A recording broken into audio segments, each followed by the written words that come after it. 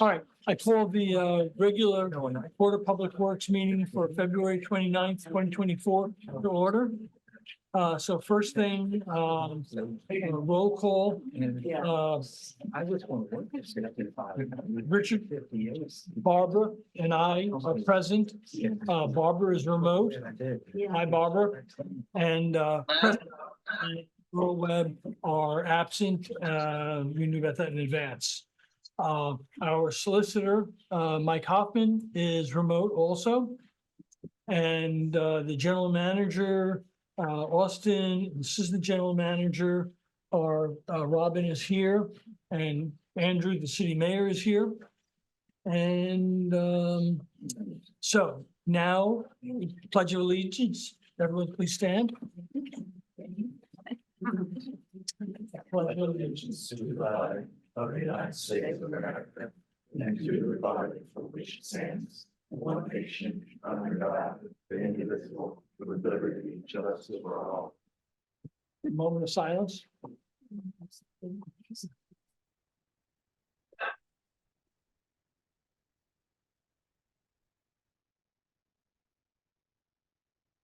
Thank you. So, two things before we get into the meeting.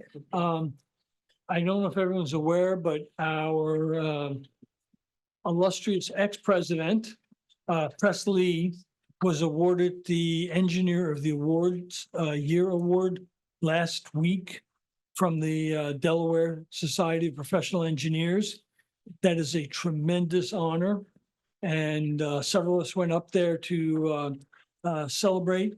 So, you know, I really think that everyone should reach out to Press and congratulate him. Second thing is we are pulling from the agenda item number 12 at the request of the applicant. And that will be on the August. So far. Really too far forward here, the March agenda. So, and then with that, let's move on. So the consent agenda. Do I have a motion to approve the consent agenda? So moved.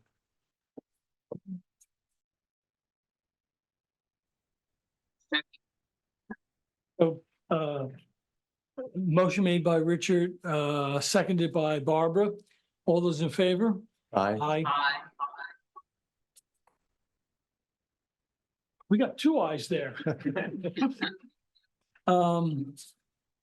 Receive the president's report. Oh, no, excuse me, receive Infomark's report. So is Mike Wolgemuth on? Yep. Mike Wolgemuth from Inframark is also calling in remotely.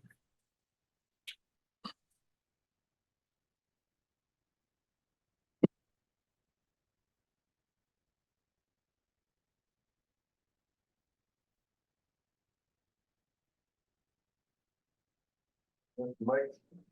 Hello, can you hear me? Yep. You certainly can, Mike.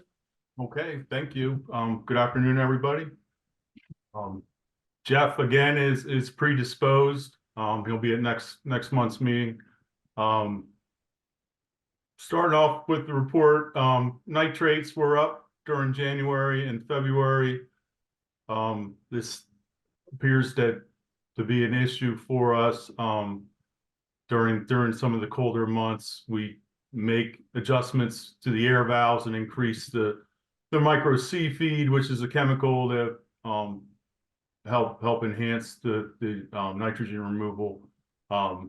We were in compliance. We were under the 8 milligrams per liter total nitrogen for both months. And this morning, our process sample for nitrates was 3 milligrams per liter. So things are coming down nicely. Just wanted to point that out as you'll see it in the graphs in my report. Headworks, I was told that the compactor is expected to be delivered in March. Is that correct, Austin? I believe so. Okay. So that's moving along. regarding the filters, we did complete a hypochlorite recovery clean on train 4. However, during the acid recovery clean, we had an issue with the controls. Staff are working to fix it, and we'll either be completing that the remainder of this week or first thing next week. And then the manual cleaning of UF train 2 will resume as soon as we're done with that recovery clean. And that's to address some of the higher TMPs that we're seeing with train 4. Mike, can you talk a little bit about the cleaning of train 2? What have you found? Yeah, I mean, it seemed to be the same as with train 1 and 4. The ragging was substantially lower, as we see with the TMP results as well. So it's definitely the screenings container help. The less hopefully less wipes into the system would have presumably helped. So yeah, much better than when we first pulled the membranes back in 2021. That's great. And so I think the efforts that you guys have done on cleaning and the efforts that the public has done on the no wipes and pipes has really helped out. I mean, the change between 2 years ago and now is pretty large. Yes, absolutely. Moving on to personnel, we did. One more thing on that, Mike. Sure. I noticed Viola is recommending 3 hypochlorates for train 4 till we get it stabilized or get it recovered. Is that built into your maintenance interval now? Well, the recovery, we're hoping the recovery clean will address it. So right now it's offline until we finish the acid recovery clean. But if it does not bring down the TMP, then we will add another cleaning cycle. I think Viola had recommended that we continue it for a while, didn't they? Or am I misreading it? I think it's going to be based on the results. So we can add that when the recovery clean's done and see how it cleans up, and then Okay. it's kind of fluid if we're we don't want to waste chemical. So if it does bring the TMPs down real nice, we'll contact Veolia and get their direction. Okay. Thank you. Go on. Yep. And moving on to personnel, our journeyman electrician that we hired did start on the 29th of January. He's been working out well, so happy to have him. And then just regarding rain inflows, we did have a high flow event January 9th into January 10th. The influent flow was only at 1.546 million, but the EQ tank level was elevated, and we did have to staff it overnight. We got 3 inches of rain reportedly on between the 9th and 10th.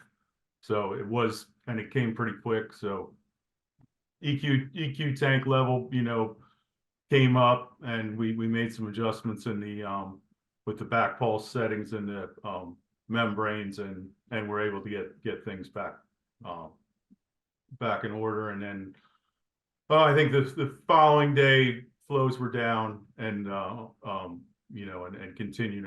That was probably our last significant rain that we had. So Yeah, and just for the public's information, I think we're at 25% of the yearly rainfall already. So it has been, if you couldn't tell, a very, very wet January, and prior to that, even December.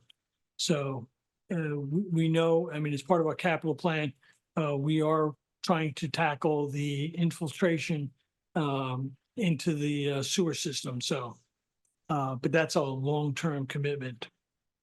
And it's typical among all treatment plants in our area, at this time because of the precipitation amounts. So, we expect, things to calm down here, hopefully, as we move through winter.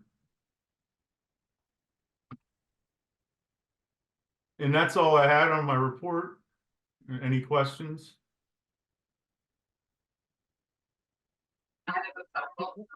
I'm sorry, go ahead, Barbara. First, I noticed that you have those new locks and you're starting to deploy them, so that was good to see. Barbara, there's an echo. Yes, what do I do about that? You have to turn off the volume on your computer. What should I do? Turn the volume down on your computer. How do I do that?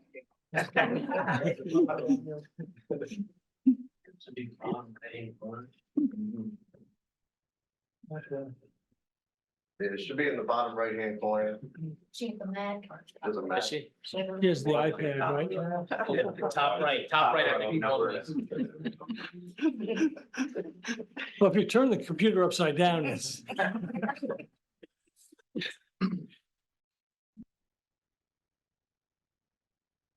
It should be on the top right.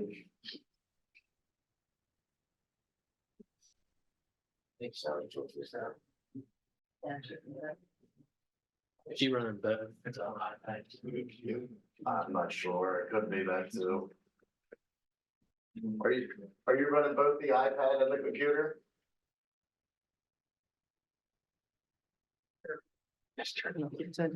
you can't hear you because she's turning the volume down. I think she can hear us. I think she can hear us. she said yes. Yeah. No. No, she muted herself. I can see her. You can hear us now, dude.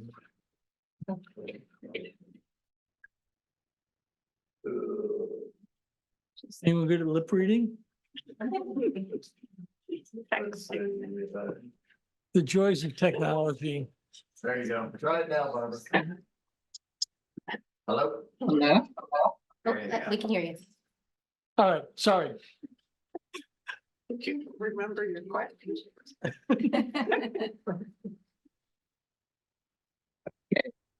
I noticed on the maintenance fee expenditures that there's a bunch of places where you say you bought parts for PS and then blank.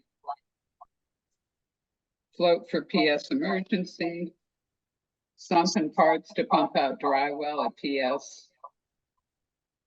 Floats for emergency at PS. Just Right. pointing out. Yeah, I'll get the guys to put which pump station is when they are doing their reporting. I apologize for that. I'd have to follow up to assign each one to a pump station. I can't do it off the top of my head now. Okay, But in the future, I'll definitely make sure that they are doing a better description. I've already talked to them about. that's all I have. All right. Anything else for Mike? All right. Thank you very much, Mike. We'll see you next month. Yep. Thank you. Have a great day. So, receive the general manager's report. Oh, no, president's report, I'm sorry. We had discussions with the city. We've gone to the third phase of our 5-year lease renewal with the city for the building. And hopefully that'll get us through the decision process to where we're all gonna be living in the future. Well said. We had our strategic plan kickoff, and everyone in the public should have received an email questionnaire. And we would ask that, everyone complete that and get it in to us. it is going to be the basis for our planning going forward. Austin and I had a leadership meeting with the mayor and Ellen Lorraine. And attended the mayor and city council January meeting. And Austin, now general manager's report. So everybody knows, Donovan Smith project's moving along. We had our progress meeting and we're continuing to discuss ways that we could potentially get people hooked up faster. So we're still working through that. We had our continuing discussions with the EPA for our risk assessment. This is a program that we actually identified when we were at a conference last year down at Tricon. It's been a great process and a great discussion. Barbara attended the last one along with Robin, and the one that we had yesterday was actually about 2.5 hours long. They put a lot of funders in front of us, and so it was really good to understand what's out there for us to pursue in all these different areas. But we're particularly looking at the wastewater treatment plant and our continued efforts, looking at all the different alternatives. We also last year submitted for a $250,000 grant. Using the U of D, particularly Chase Barnes with the University of Delaware to help with the grant writing. We received that. We were actually awarded that grant. So we're working through the paperwork. That'd be studying about 16 pump stations in the floodplain. We identified 5 that we want to do final engineering on, and the other ones we're going to look at preliminary engineering for flood efforts and mitigation efforts. We met with the city regarding our capital budget coordination, submitted the tier 2 reporting for chemicals and hazardous materials through DEMEC. We executed the Tower Hill Phase 8 and Phase 10 proposal from GMB. Sharon was able to meet with Harbor Healthcare related to no wipes in the pipes. So hopefully we can start to see, each one of these different industrial applications start to cut back on the use of them. Really helps out overall for the entire community. We also did purchase an admin vehicle. We're going through the purchase of an admin vehicle. We are noticing that as time progresses, we're doing a lot more IT work, GIS work. Our office staff is making a lot more trips. So it's actually a hybrid RAV4 that was purchased under the state contract. So we're going to use it as a hybrid. So we should be getting fairly good gas mileage and supporting the environmental aspect and still get the range that we need out of a vehicle. So we did that. We also are looking at hydrant flushing. I believe we're aiming at the first full week in April, but we'll send postcards out once we get closer to that date. And the one thing, not stealing Sharon or Chris's little time to shine here, but we did receive the RP3 designation, gold designation, but we will have more details on that as we go into April. So good kudos to our staff working through that. It's a hefty application that you have to go through. There's a lot of steps. There's a lot of information you have to provide. But we worked through it, and Sharon and Chris headed that up. So Yeah, and just to clarify on that, it's the American Public Power Authority. So it's all the nonprofit utilities throughout the country. And so this is, we've gotten this, twice before? yes, I believe it's every 3 years. 3 years. So this would be our 3rd time every year, every time we come up for renewal. So this would be our 3rd year of getting it. And this is, this is really an acknowledgement for the staff, our line workers, safety, across the board. So. And that's support through DEMEC as well. We have 2 members, our 2 staff from DEMEC, Stephanie and Scott, who will give a presentation a little bit. But they also helped whenever we ran into snafus, and they help all the members. So that's all I have. And it's it? Yep. All right, under new business, we're gonna move item 11 up front. So open forum, general discussion on water sewer extension requested by Hoornkill. Because that's what the majority of you all are here for. Hold on. Mike's gonna. Tom, just to confirm, so I don't see Barbara as a panelist. I see that she is as an attendee.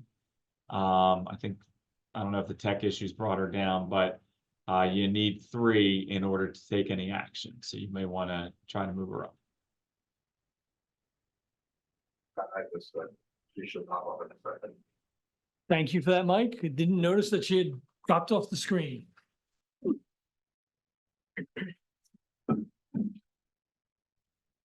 And she's back.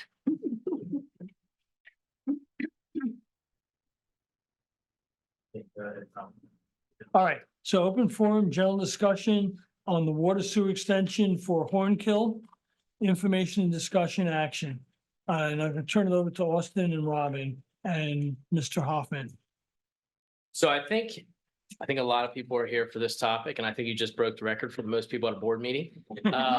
So to add, I think you guys have been down this path. There's been a lot of discussion with the city as it relates to the annexation process. And I've spoken at a couple of the meetings, and the unique aspect of this situation is that when you looked at the Highland Acres and the Savannah Places, you had a culmination of the entire community moving forward with the project. I don't believe that's the case with this extension. You have some people that want it, some people that don't want it. And so that puts the board in a unique aspect, but what the board has done and what we're moving forward with is we actually submitted a notice of intent. It's an NOI.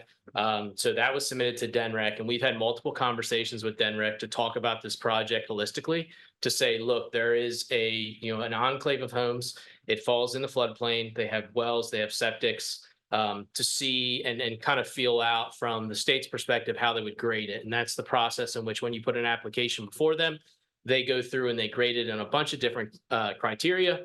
And then within, Charlie, maybe 3 or 4 months, they come back and they'll actually potentially offer you a package. And that package could include low interest financing. It could include subsidy, but you really don't know what you got until you put that application forward. Those applications were due, I believe it was February 16th. So that application was submitted. It's in no way an obligation for the board to move forward with a project, but for the board to have the information in front of them to really deliberate and discuss moving forward with the project, they need to have the details, just like you guys have to have the details.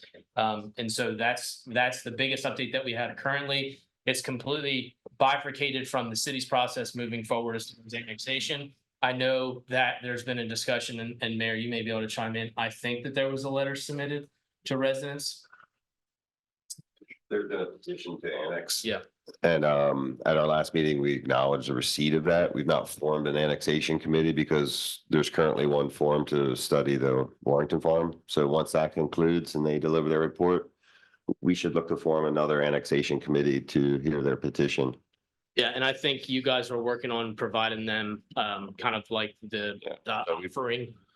Yeah, I can give a little bit behind that. So there is some ARPA money left that the city can contribute. So off the top of my head, it's around 120K. Yeah, 110, 120, I can't remember. We've also offered them, I know there was some sensitivity to the fact that we're on fixed incomes there, and the idea of property tax is a new expense.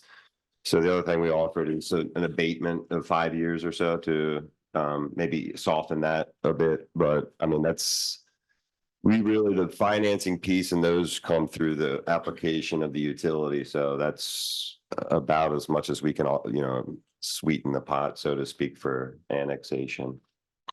So I think, and thank you, Mayor, I think at the end of the day, that is going to be our biggest update. And I think the goal is to probably have continued discussions on this as information comes back to us. Then we would funnel that information through a board meeting like this and a potential community meeting if we run down that path. But I'm not speaking for you guys. I'm just laying out kind of the groundwork of maybe how this would work. Mike, feel free to chime in whenever you want. But I think that's the biggest. For Mike, just to reiterate for the general public here again, the total cost of the project is estimated at A little over 3 million. So, and no, sticker shock there, 3 million is looking at Hoornkill. Hoornkill and extension. Right. So if we were But the gonna, Hoornkill extension. correct, if we were gonna pursue this project, the idea was we're not just gonna look at this little enclave of Hoornkill. We're gonna do that holistically, looking at a big project, but we're gonna bifurcate out the costs associated with just that piece associated with the extension to the homes that exist and we don't have water and sewage. So. And Charlie, I think you had a number for Hoornkill extension, approximate. No one's gonna hold you to it. I am. Famous last words. Charlie O'Donnell, GMB, it's around $750,000 for the part of the Hoornkill that's outside city limits right now. So just so that, the numbers are out there, the mayor has said what the city would be offering. That's the total cost, and then the remainder needs to be made up. Yeah, and I think I want to just add is that I know there's probably the idea of frustration as far as the process and the timing. And this is when you're going after funds like this, there's a process to it. And like, even if we were to submit 2 months ago, you could not, I mean, the deadline for submission was the 16th, so nothing would have happened until then anyway. So once it goes through this process, it will go through the grading process. Then DEMEC will circle back with a project priority list, and then they will give us feedback on what the offering would be, and that would come from the Water Infrastructure Advisory Council, otherwise known as WEAC. Absolutely. Is that it? Yeah. And just another thing on the annexation, when an enclave or a community petitions to annex, it needs to be a unanimous petition, or else there needs to be a referendum around that annexation. So that would likely weigh in terms of the study that the whatever annexation committee comes together. Mike, are we missing anything? No, I think you covered it. I mean, I think in order for the board to make a decision on the utility piece and make a determination decision as to whether the board goes forward with the utility project, you obviously need to know what that information is. And so this is the process and the steps necessary to get the information. There will be a continued discussion, and when the information's in hand, there'll be a deliberation, discussion, and decision based on that information. So we have someone from the public who wants to make a comment, and I think, you know, given the fact that you're all here for this, we normally take public comment at the end, but I think it's, in this case, please feel free, come up, identify yourself, and Hi, I'm Amy Dwornik and I live on Hoornkill. I'm just really confused because I thought the last meeting, I didn't know there would be another thing about bouncing back and forth. I don't know how many times it bounces back and forth. And I also was under the impression that the money that we were supposed to possibly get, there was a deadline on that when it would not be available anymore. So tell me from the last meeting, what was the progress to this meeting? Because in my mind, I don't see anything. hold on, the Which last meeting meeting was was the last with the city, Okay, so that was not our meeting.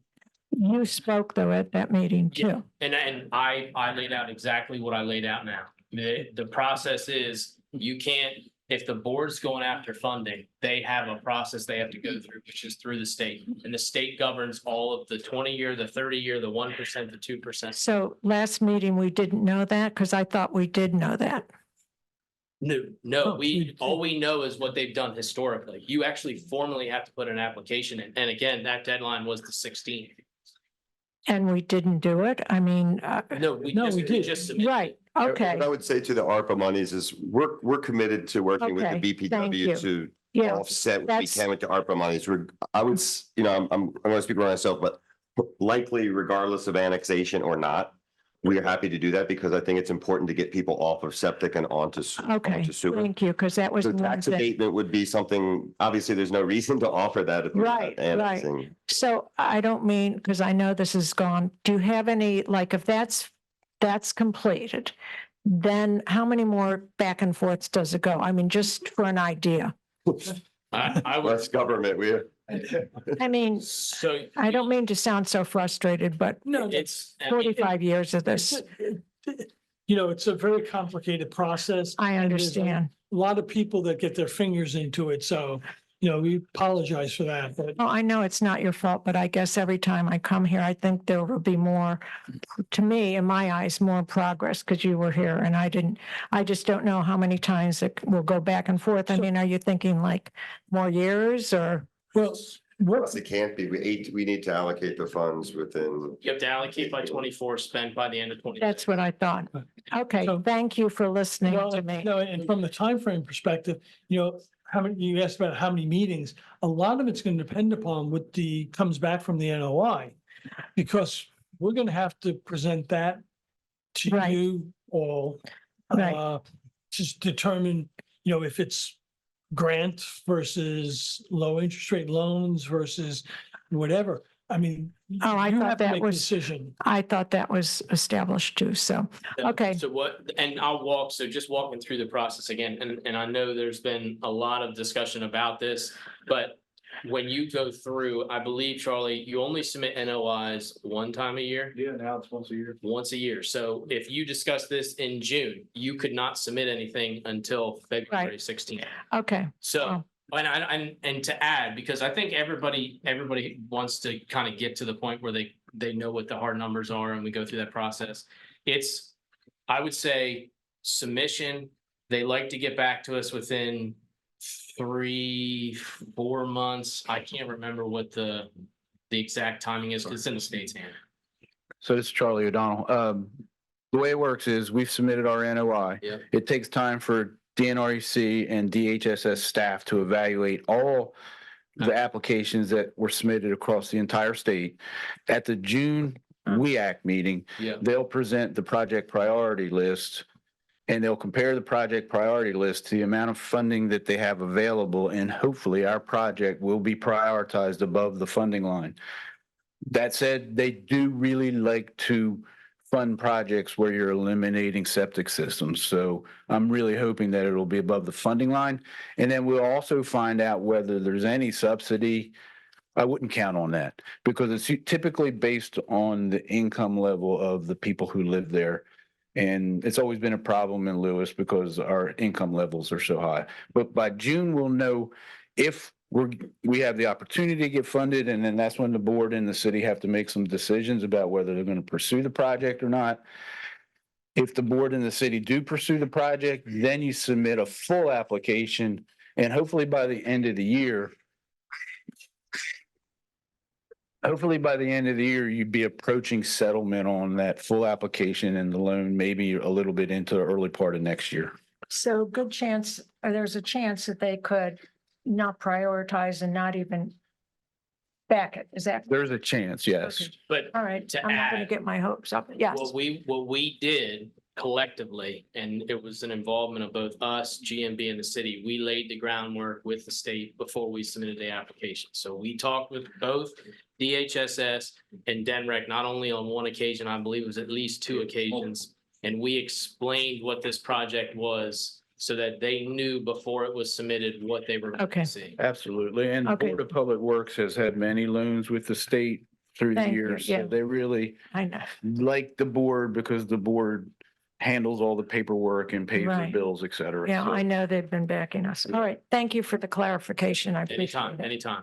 And just one other thing, if we could, just because I don't know if it's necessarily clear for everybody here. So what we're talking about is the application for state money to assist in the project. And the other, so in the absence of the DENREC support, the WEAC support, then if this project goes forward, it goes forward with no loan, no grant, no assist, and that changes the finances. So in order to come to the community and say, this is the cost of the project, this is the best we can do, we have to go through this process to understand what the state can do. And as Austin and Charlie had mentioned, that is a process. It's discussion and dialogue, and you have to submit the applications when the applications are due. But in the absence of the DENREC process, it's what's the cost, and then those are the numbers. And again, it's a lot more expensive and on less favorable terms than what's available through the WEAC.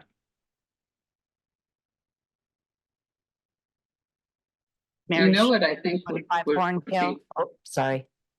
Somebody else is speaking. It was Barbara. Go ahead, It's Barbara. me. Go ahead, Barbara. What would probably be helpful for everyone is if either on the city website or the BPW website, we put a timeline with milestones. As much as we can at this point, so people have a place to see it all on one page. And perhaps on both websites, both city and BPW. I think maybe we can look at it but maybe as an alternative, a status and next steps. Because I'm afraid that any timeline we put out would be misleading. It's Not deliberately, but Right, just because of what we're all hearing here. Yes. So putting it out and, we could put out 1 or 2 steps forward. Because, it's gonna be a back and forth, Yeah, maybe instead of timeline steps. right? So, yeah. Because we don't always have control of the time. Sharon, that's something you think we can do? Yep, I can do it. Mary Sherwood, 25 Hoornkill. I just needed clarification on what the $750,000 was for. That was for the Hoornkill extension portion of the project. So that would be just those without water and sewer currently, which I believe is 11 total lots. The other, like when we talking like 3.3 million, we're talking all of Hoornkill tip to tip. Okay, Because what we said was, we knew that there was work that could be done. If we're connecting you in, if you're connecting to a cast iron main, you're gonna have a contractor there, you're gonna go through the process, so let's just do it all at one time. We'll do the entire project. Again, that's how we submitted it, but in the application itself, we put in there that this project also works towards septic remediation, well remediation, those reside in the floodplain, all those different things. okay. Thank you. Yep.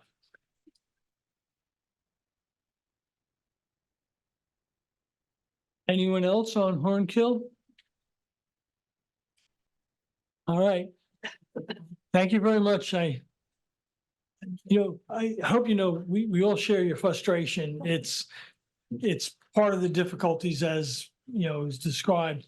We're going through multiple government agencies and to try to get funding to bring this down to something that is in the best interest of all you residents.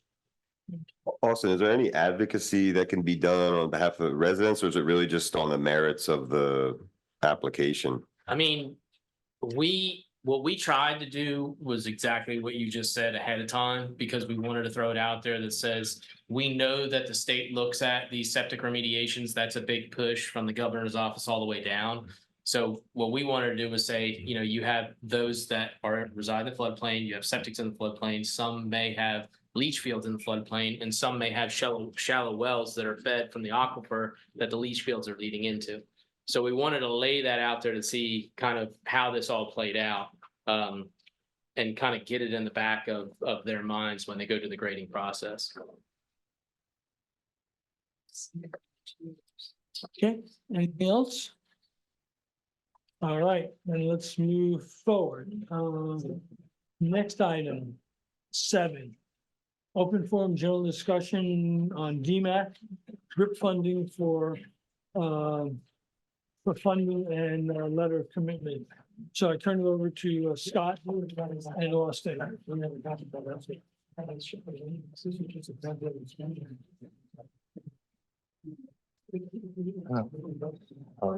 Go ahead, Scott. All yours.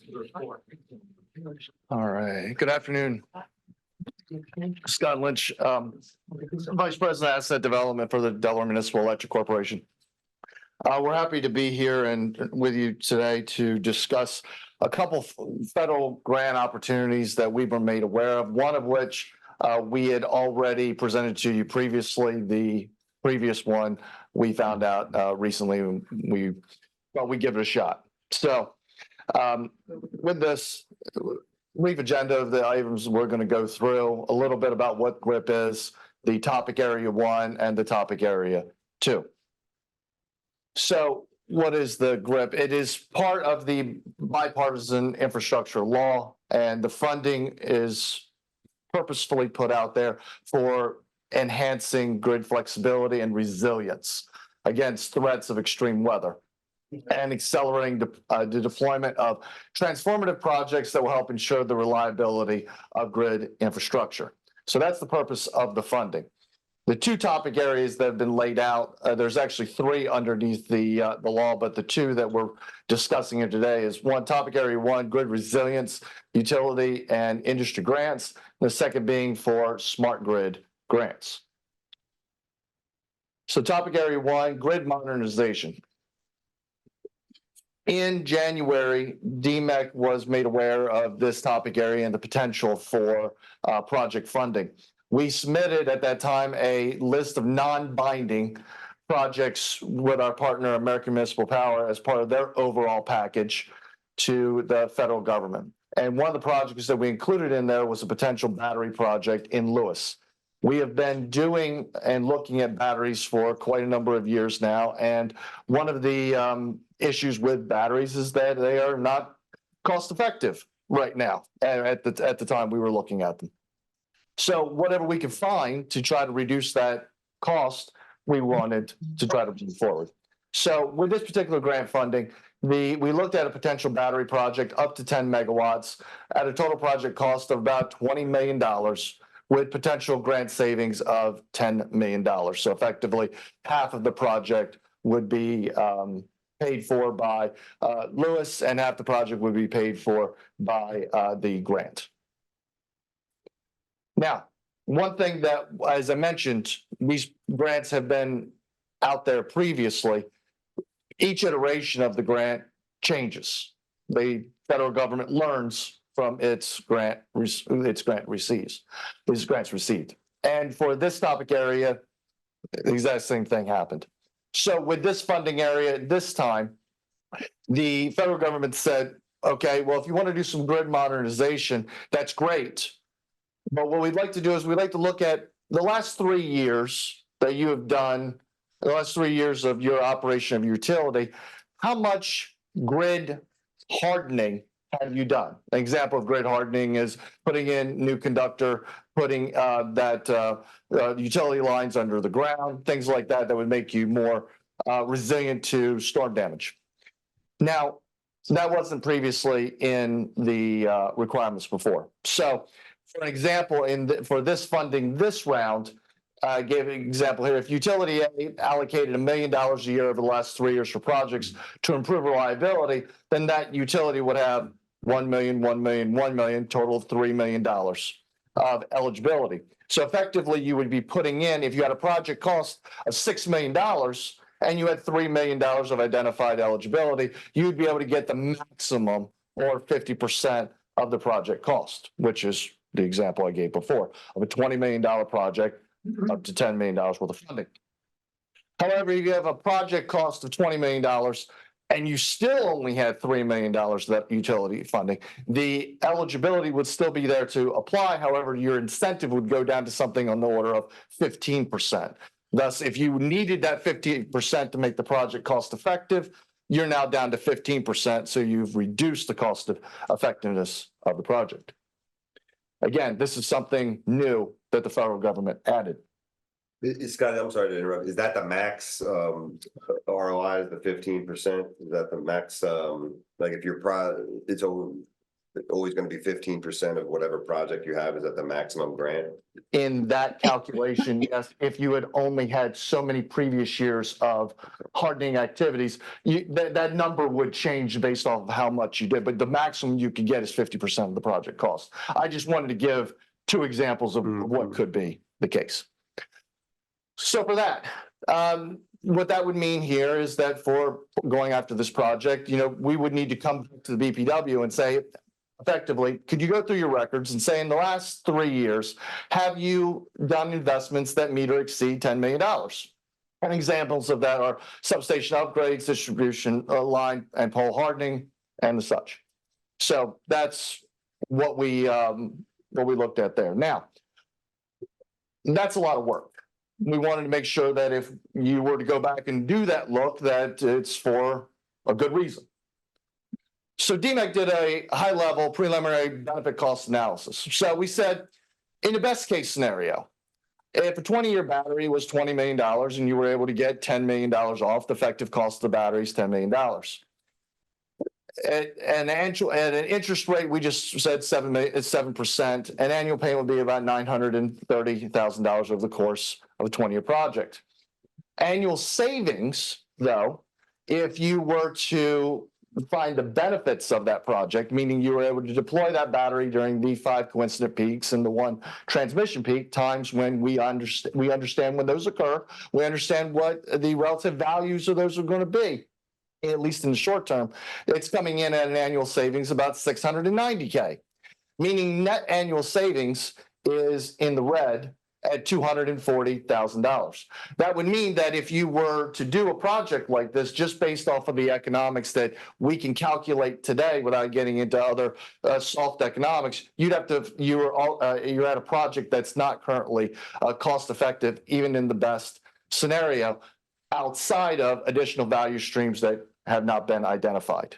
So with that, this is a project that under this scenario, and I mean that clearly, under this scenario for a battery, this particular grant funding is not something that we think the Lewes Public Works would support or would be helpful to the effort to get a battery in. Now, that's not to say that there aren't other methods of employing a battery in. This is an ownership model.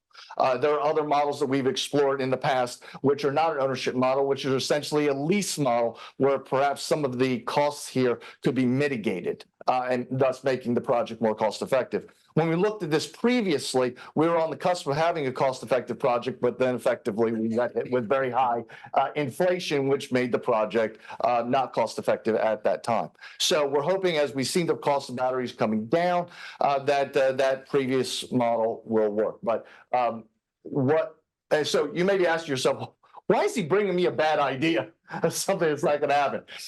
The reason why I bring it to you is because this money is out there. It's something that you may find out about. DEMEC would be remiss in our responsibilities if we did not tell you about it and tell you at least an idea that we looked at it, and we're continuing to help out the Lewes BPW looking at batteries. So, Scott, can I ask you a Yes. question on these things? Then, if no one takes advantage of these, because the battery markets, I'll be honest, look bleak. I mean, so if no one, what happens to the grant money? Do they reassign it to some other project, sustainability project, or just go away? Often the federal money is so oversubscribed by a factor of 10, someone's going to get a project. But what we have heard from our colleagues is that essentially this funding round is counterintuitive. You would think if you had a community that could benefit from hardening, that could benefit from becoming more reliable, you would make it easier for them to get the money. This is effectively, has been described to us, almost a reward to investor-owned utilities who've been somewhat gilding the lily for a very long time, and that coming up with this is not a very hard deal. Or in communities where solar is a battery is a mandate. So you're going to do it anyway. Sure. Even if it's not cost effective, this is just making the cost effectiveness not as bad. Yeah, and tying it to fire hardening certainly hits underprivileged communities, which don't have the money to do it on their own anyway. So, I mean, that's not the case with Lewes once again, but, reading this before, it's kind of counterintuitive what they're doing. Yes. So with that, but not to be, while we were doing our due diligence, we had very limited amount of time to get this done. We literally pulled this together in a day to try to get an application into the federal government just to say, hey, will you consider this as even a concept, and not even before them letting us know they even want us to apply. So just give you the application schedule that we applied for. We had to do a concept paper in by the 12th. We did that. We were trying to get before all the council boards or to get a letter of commitment by the end of March, trying to get an application if we were even selected to do it by April 17th. So as you can imagine, it's quite a move to try to get this done.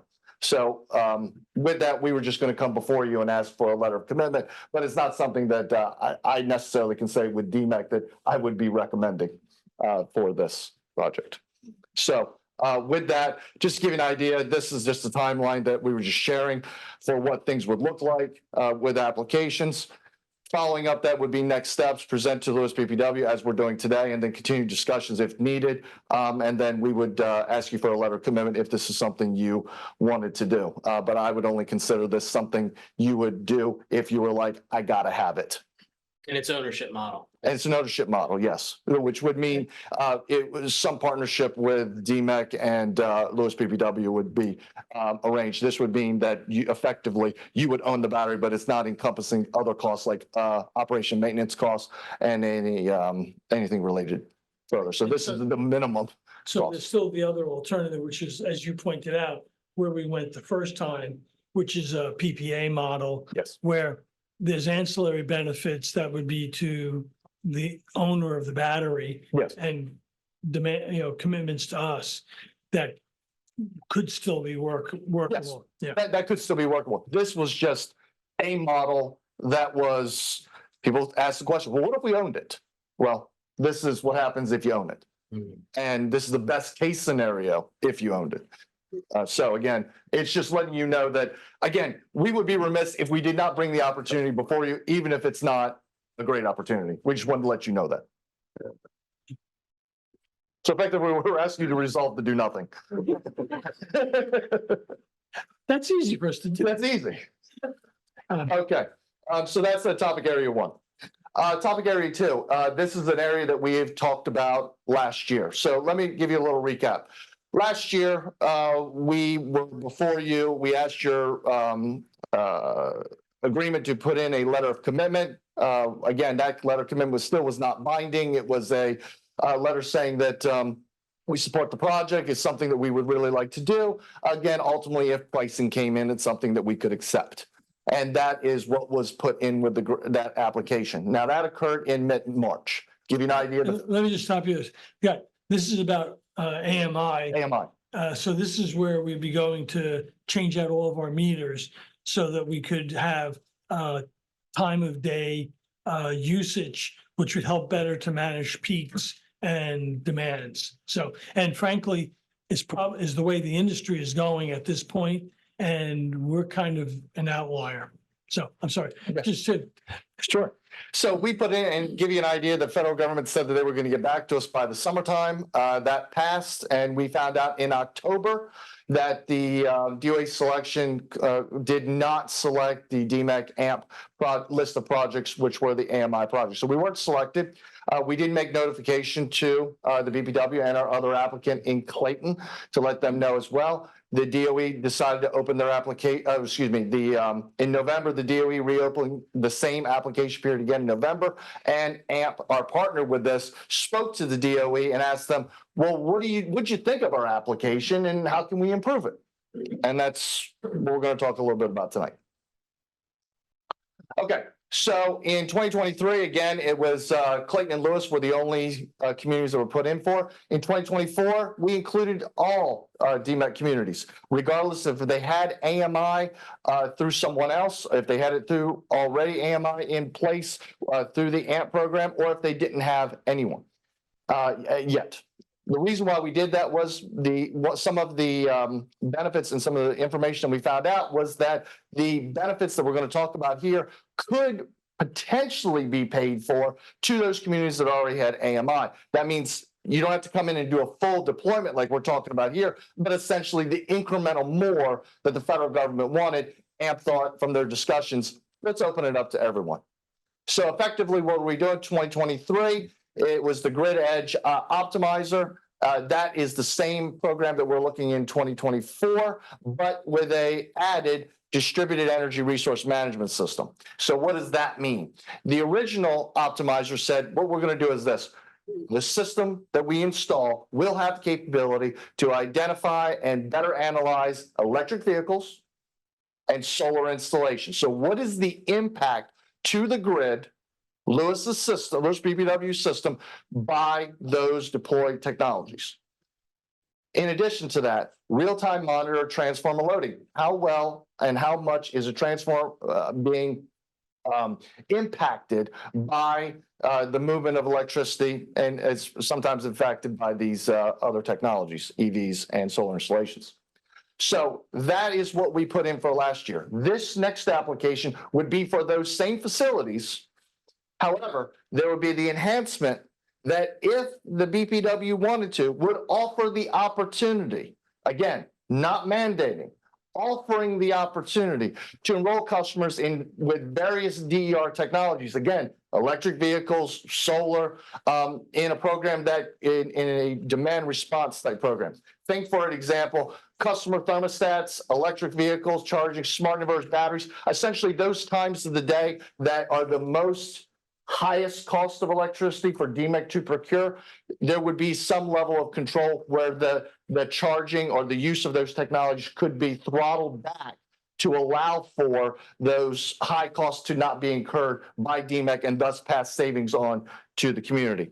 Demand response is a program that we've run for a long time with commercial industrial customers, where we ask them during the high cost time periods to reduce their electric use. They get an incentive, and then it also impacts the wholesale cost of electricity that we provide to the communities. This would bring that benefit to that. It would bring the residential market into that as well. So, let me see. You try to make me do this from memory. You did so far. So good so far. So again, that was the difference that they found, was that a level of granularity was needed. Can we not just high level look at the overall system, but can we get down to the individual meter level? And that's where the cost of this was looked at as a cost based on cost of all meters, but then with these enhancements being a setup fee and a cost applied to those enrolled meters. So the American Municipal Power is looking at some percentage, something like around 3-4% of the community being enrolled with that. Can I answer one second? Mike, is Mike on and Barbara still on? Okay, because we can't, Yeah, we shared the screen so the people watching online can see the oh, presentation. no, I understand. I Yeah. just want to make sure we don't lose our quorum. Yep. So effectively, that's what we're. So effectively, what we're trying to do here is take what we've learned last year, keep some of the good stuff that the DOE liked, and listen to what they said and add to it. So in the hopes that the DOE would look favorable on the concept paper and ultimate application of American Municipal Power and DEMEC. Oh, Yeah, sorry. okay. So we messed with it. Here you go. Okay. There we go.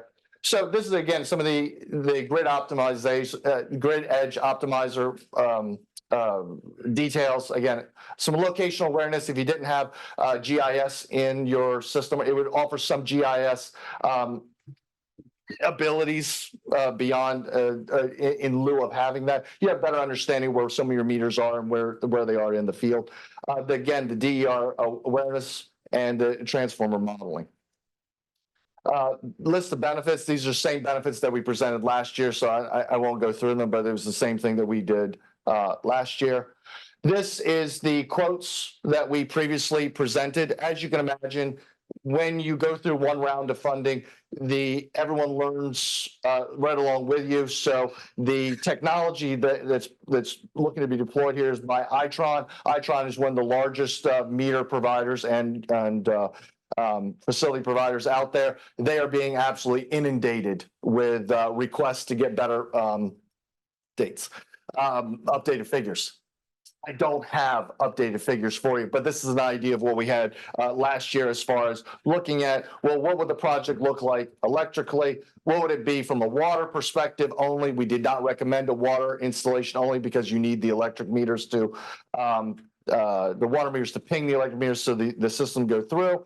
But just to give you a breakout cost, and then an all-in cost of it if you did electric and water. I believe last year the commitment was only for electric. Yes. So just to give you the idea of what those full deployments would look like.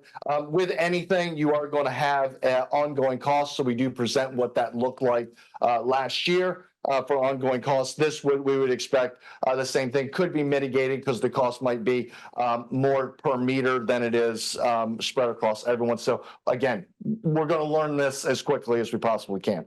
However, we're presenting this because it's the time frame that we have to get this done is a little bit longer, is a month longer than we had for topic area 1, but still it's not a lot of time. Now, to get to another section, we were requested by the chair to look at time of use rates and AMI. And this is some of the information that we were able to bring.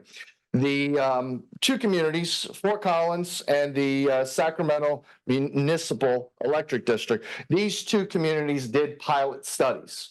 Both of them did these studies as soon as they deployed AMI, they started looking at time of use electric rates. So effectively, these are very large communities. You're looking at Fort Collins, 67,500 residential customers, SMUD having over 640,000 total customers. So essentially, we're talking an order of magnitude above what we're here in Lewes BPW. But effectively, they did use study groups that were, representative of the entire community. So in these two communities, they piloted with residential customers. They selected a couple groups to be in the study. They had control groups. In the SMUD, they actually included low income to see what the impact would be there. And the short of the story was, in those communities during the time of the pilot program and using AMI, the information that was available from AMI, they were able to see upwards of a 7.5% peak demand reduction in Fort Collins, and between 5.8 and 11.9 peak reduction in California in SMUD. So representative, about the same range between the two.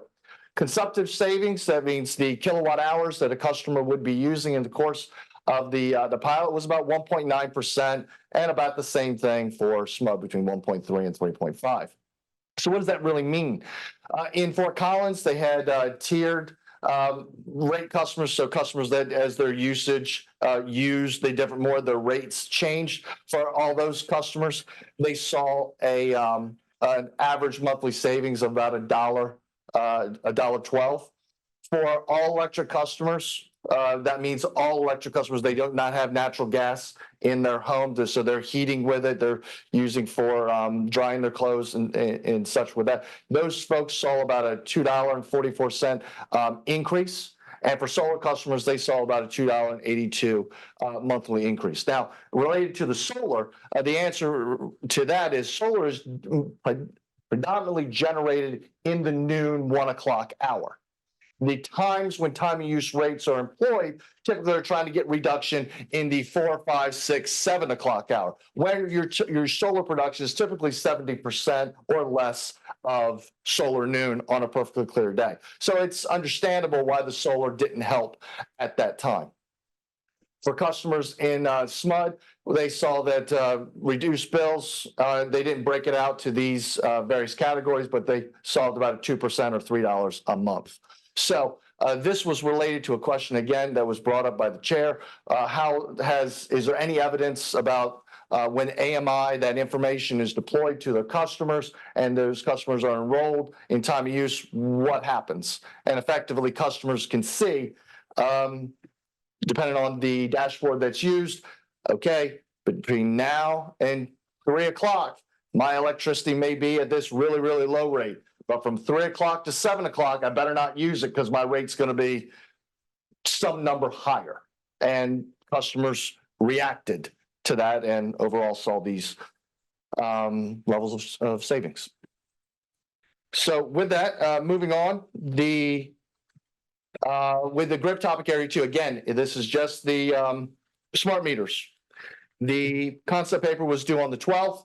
We are going to, before councils and boards, February for us, March and April, and that we do need to have a grant application submitted by May 22nd, meaning we needed action by those councils, boards, and commissions prior to that. So effectively, what we're asking for is what was done last time, a non-binding letter of commitment.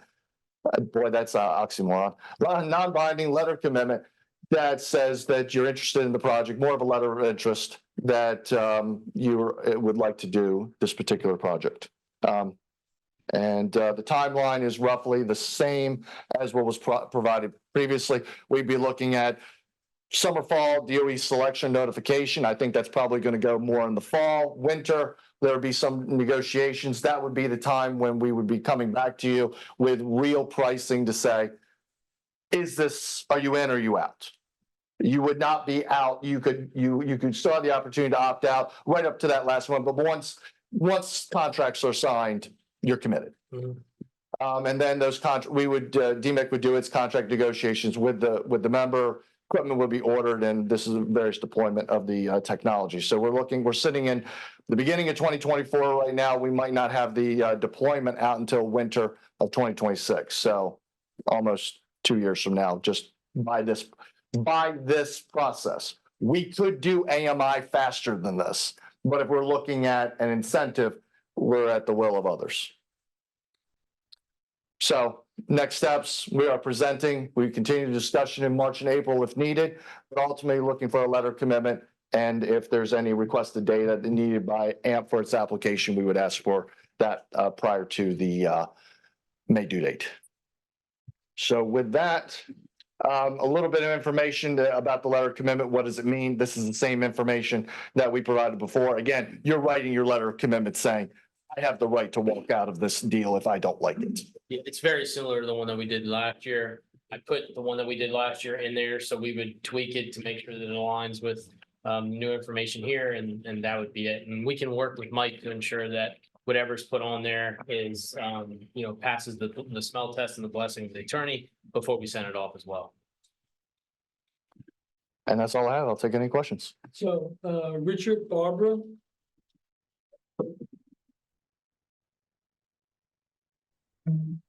No questions. I think that, I'm very interested in, thank you for the presentation. Richard, anything? Scott, thank you very much. Been a long haul, and hopefully we'll get to the finish line here. So thank you very much. You're welcome. Now, did you want to wait us bring back a letter for you to review before we move, or do you want to have staff work with county? If it's okay, and I'm hearing from the timeline here, I would prefer that it be voted on by the entire board. We don't need, you're welcome to come back. But, I don't think we need Scott back. But I think it'd be worthwhile to have Press and Earl's input. That's fine. Okay. Thank you for the time. Thank you. Scott. All right, open forum, general discussion on the acceptance of the Lodge at Historic Lewes improvements. Austin and Mike. Okay, so this is really a culmination of Rob and myself, Mike, Charlie. But what we have in front of you today is the Lodge Historic Lewes, which was developed in coordination with the Dutchman's Harvest project. This is kind of like the first phase of the acceptance, meaning this is actually moving quicker than when the Dutchman's Harvest is going to come forward. But we have the letter from GMB saying that all the infrastructure has been reviewed, inspected, installed, all as-built were in check. We actually had an easement agreement, which was recorded last week. And so what we have in front of you is the resolution. On top of that, there was a little bit of money left over in escrow. So pending the approval tonight, that would be refunded back to the developer. And they also have given us an amendment to their letter of credit. That will be, because of the process, that will be furnished within 48 hours, 2 days after this acceptance to ensure, because it's an amendment to the existing letter of credit. So that will be furnished within 2 days so that they could keep their full commitment of I forget what the letter of credit amount was, but it was in the upwards of $500,000 or $600,000. Mike, am I missing anything? Nope, you covered it all. Okay, so what we have before us is a resolution. Yep, so you would be. So two requests. you have a motion to read the resolution by title only? Or do we want to draw this out? I move that we read the resolution by title only. Second, Second. all those in favor? Aye. Aye. Okay, Mike? Mr. President, members of the board, resolution number 24-001, a resolution of the Board of Directors of the Board of Public Works of the City of Lewes accepting the off-site and on-site utility improvements concerning the Lodge at Historic Lewes development. Mr. President, resolution number 24-001 has been read by title only and placed before the board for its consideration and adoption. I have a question. Go ahead. The letter from GMB says that we have the as-built. Who actually has the as-built? Do both BPW and GMB have them, or what's the status there? That's correct. We have the as-built as well as GMB. Okay, thank you. Yep. And we're satisfied that any rights of way, are accurately reflected. We went through a very, Light of the Tower Hill. yeah, so we went through a lengthy process. We worked with Mike and Pete. We have everything papered, and we're gonna have the Dutchman's Harvest come back probably this year, potentially. So we feel everything is covered in this process, and it was also reviewed by our engineers, so. Okay, you have a motion to approve? So moved. Second, All those in favor? Aye. aye. Okay. So,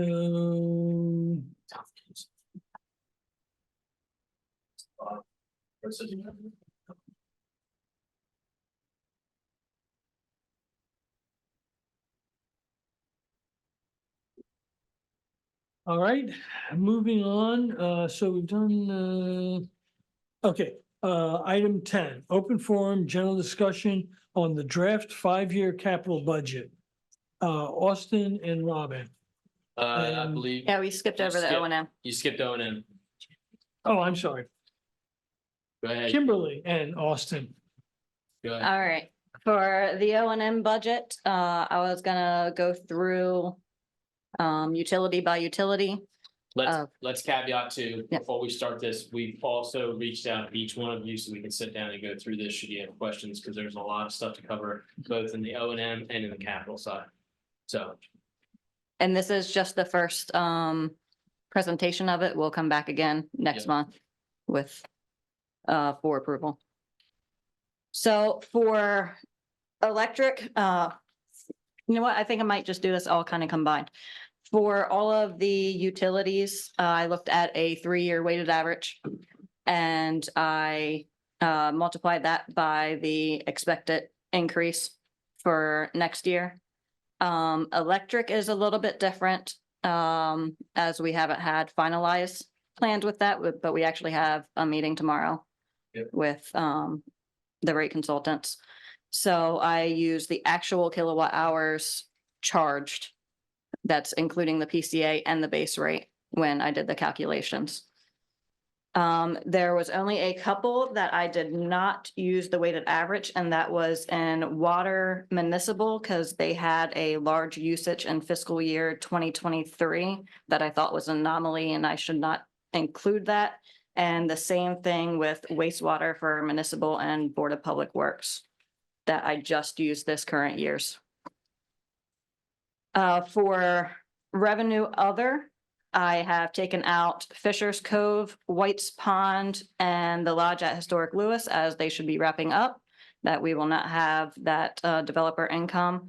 And I also took out the Delaware Electric Co-op payment, the Lewes Waterfront Preserve cost, and Lewes Waterfront Preserve cost share payment for revenue other across the board. Under expenses, I used 5% as the expected increase based on inflation. There's a few of them that changed a little bit than the 5%. Those would be the electric expenses, salaries, wages, and benefits. We're expecting a new employee, most likely for the full year. For that would, and that would be a lineman. that's related to succession, right? The line that's getting ready to retire, probably in the next 12 or so months. Yes.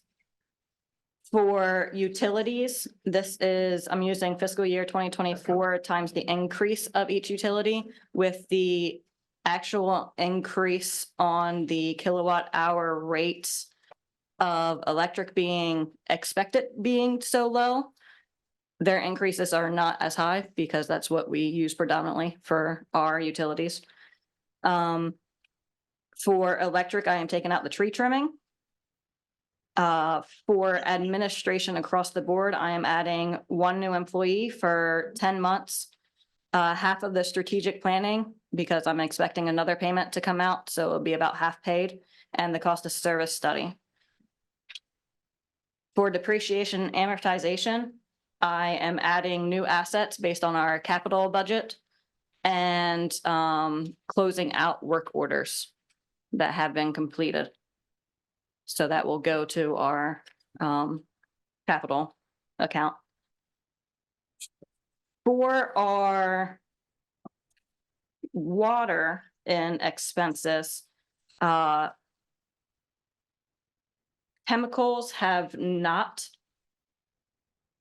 been deemed as an increase. So we're moving on with no increase, not the 5% increase on that. They're generally pretty good when they say that there's going to be no increase. They usually don't surprise us. However, in wastewater, there is a 6.8% increase for Clean Delaware and a 40% increase for the county. And that's on solid handling or liquid hauling. Yes. But there's a reduction in us using the drying beds and Yeah, so the existing flow agreement with the county, the existing solids handling agreement with the county would still remain. But now, until we get the sludge handling project done, which is just, it's a job that we actually approved, I think it was last month or the month before. They're gonna be putting a fitting outside so that they can easily access from the digester. Once that's complete, the Sussex County would do all hauling, so we would eliminate, in theory, Clean Delaware unless we have an emergency or we're doing supplemental. So it's kind of a unique situation. We're gonna see how this goes. And then we also, in the capital, we have the ability to look at a belt filter press, but with all the discussion of the wastewater treatment plant and where that's heading, you don't necessarily want to invest in a $500,000 belt filter press if there's a decision made not to go with that plant being where it's at. Under non-operating revenues and expenses, interest income, I'm using this year because it's expected to be still a good year with ups and downs still though. We are getting interest on the operating account now, so that is also included. Electric has no loan, so it has no interest expense. Water is Highland Acres, Jones Farm, and Donovan Smith. I did not include the water tower and Canal Crossing. I would like to reach out to the state first to see when they know they're going to be billing. For wastewater, we have the wastewater treatment plant, Highland Acres, Savannah Place, Headworks, and Donovan Smith, and then no loans in stormwater. For impact fees, we are including White's Pond, Lewes Waterfront Preserve, Roosevelt Landing, and Carriage House for electric, water, and sewer. We're doing White's Pond, Lewes Waterfront Preserve, Roosevelt Landing, Carriage House, and Tower Hill. Loss on assets, on sale of assets. I really want to actually rename that to loss on sale of assets / inventory adjustments. But that will be where our cost of goods is going to come out of. So inventory usage. We're not expecting to sell any assets, so that has not been included. For grants, I'd also like to change that to grants / assistance, because we have a unique situation this year that we have the Donovan Smith loans that should be forgiven. So that has to be shown as a revenue on our financial statements. And that's where I was going to lump it into that line. So when you actually look at our financial statement the O&M budget that I'm presenting, it looks like we're going to make $4.2 million on water, but almost 2.9 million is the loan forgiveness. And the same thing for wastewater. We're working with the auditors to make sure that that is properly identified, so it's not skewed or it's a unique situation to say the least. Yep. That's how we do with the ARPA money, but you recognize that. Yep. It's same thing, yeah, because you had to recognize that you're receiving it, and then you have to. And then the change in market value, we don't predict on here. why not? No crystal ball? So overall, I like to concentrate on operating income because that's mostly what we can change. and that would be through our rate setting and our expenses. We are at about $400,000 operating income for electric, which is actually $950,000 less than this current fiscal year. Most of that is coming from the reduction of other revenue and an increase in purchase power and an increase in the salaries. And our purchase power is set at 7.4% increase this year. So you want to talk a little bit about the reason for the increase in purchase power? What's the main instigator there?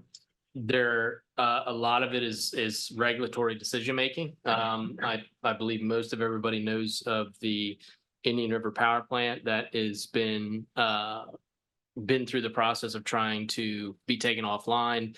And the regulators are involved as far as having that stay on in a reliability must-run state. And the PGM members or the members that are affected by this, which include us and Delmarva Power and Delaware Electric Co-op, Milford, you name it, up and down the state. We have to contribute to the development of several projects, transmission projects, to ensure that we are still receiving power just from a different state. So I think that's a good synopsis. So I mean, to simplify, it, basically, Indian River is, for all intents and purposes, shut down.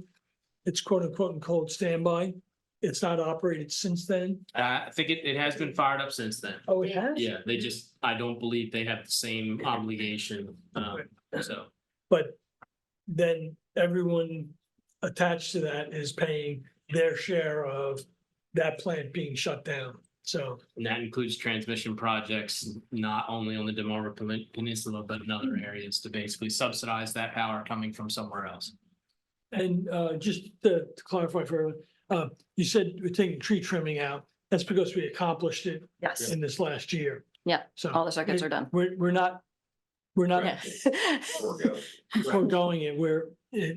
We did a major project last year to do tree trimming, so. Over the last 2 years. Yeah. And the majority on the purchase power, the majority is that, but you still have the increase in natural gas, you still have the increase in commodity itself. So Yeah, absolutely.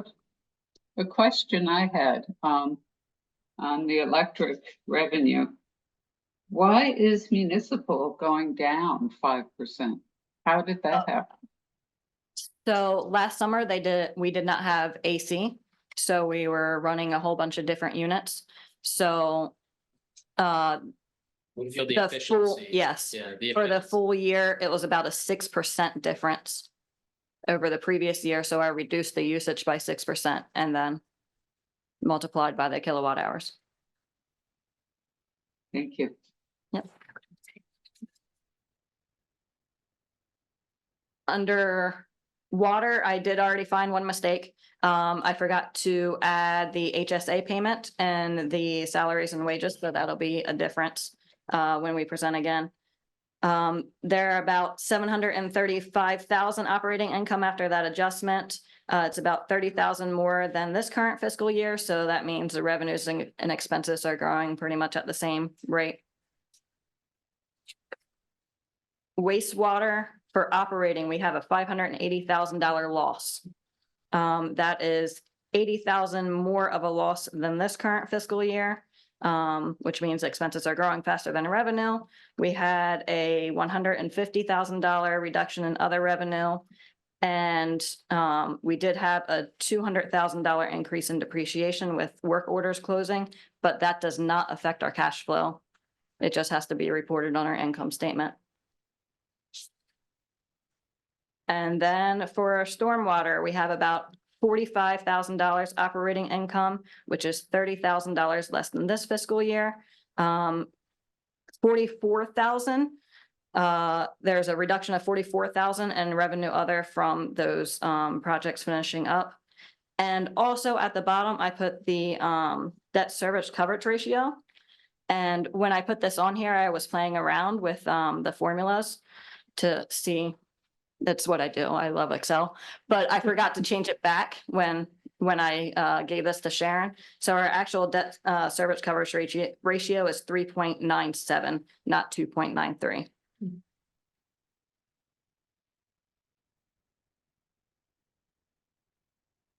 Richard, any questions? No. Barbara, anything else? No, that was all. Thank you. Thank you, Kim, as But usual. wait, there's more. Oh, no, For the cash reserve model. right, yes, so this is for the operating maintenance. Yep.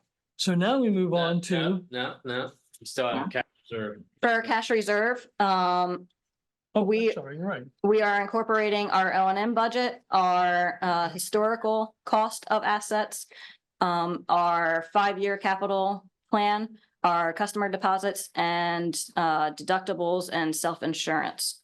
And we have a certain percentage set up when we made the policy of what we thought was best at the time with the help of our consultant. And we're showing a $2.9 million shortage. I will say we have $900,000 in ARPA funds that are not included in this. And we expect to be able to transfer about another $1 million on top of that. So that is bringing us down. If you remember last year, we were about 3.3 million short. So we are making our way down to the goal of filling that difference up in 5 years. Is what our policy is. And I think we're working with the finance committee because one of the things we looked at doing was really looking at and honing in on financial policies. This cash reserve model is a little bit dated.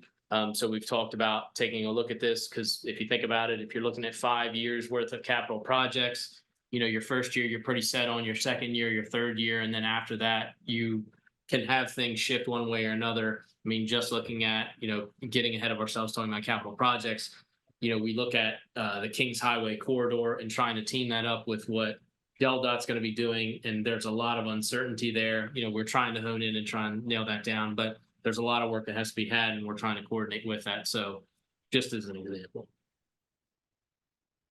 And then I also broke it up this year of what is actually in each account for each utility to see the shortage for each utility as well. Yeah, thank you very much. It's nice to see things going in the right direction. Okay. Any other questions? Oh, I had a question, actually. Oh, The asset listing that's included in our book. Just wondering, is that actual costs or depreciation or? That is historic cost, so we are not accounting for depreciation. Okay.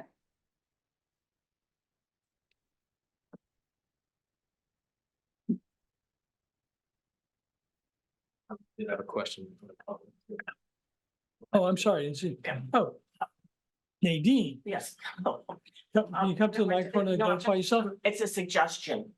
I'm wondering if we can move up the wastewater treatment discussion now instead of number 14, which is, I don't know when that's going to come up.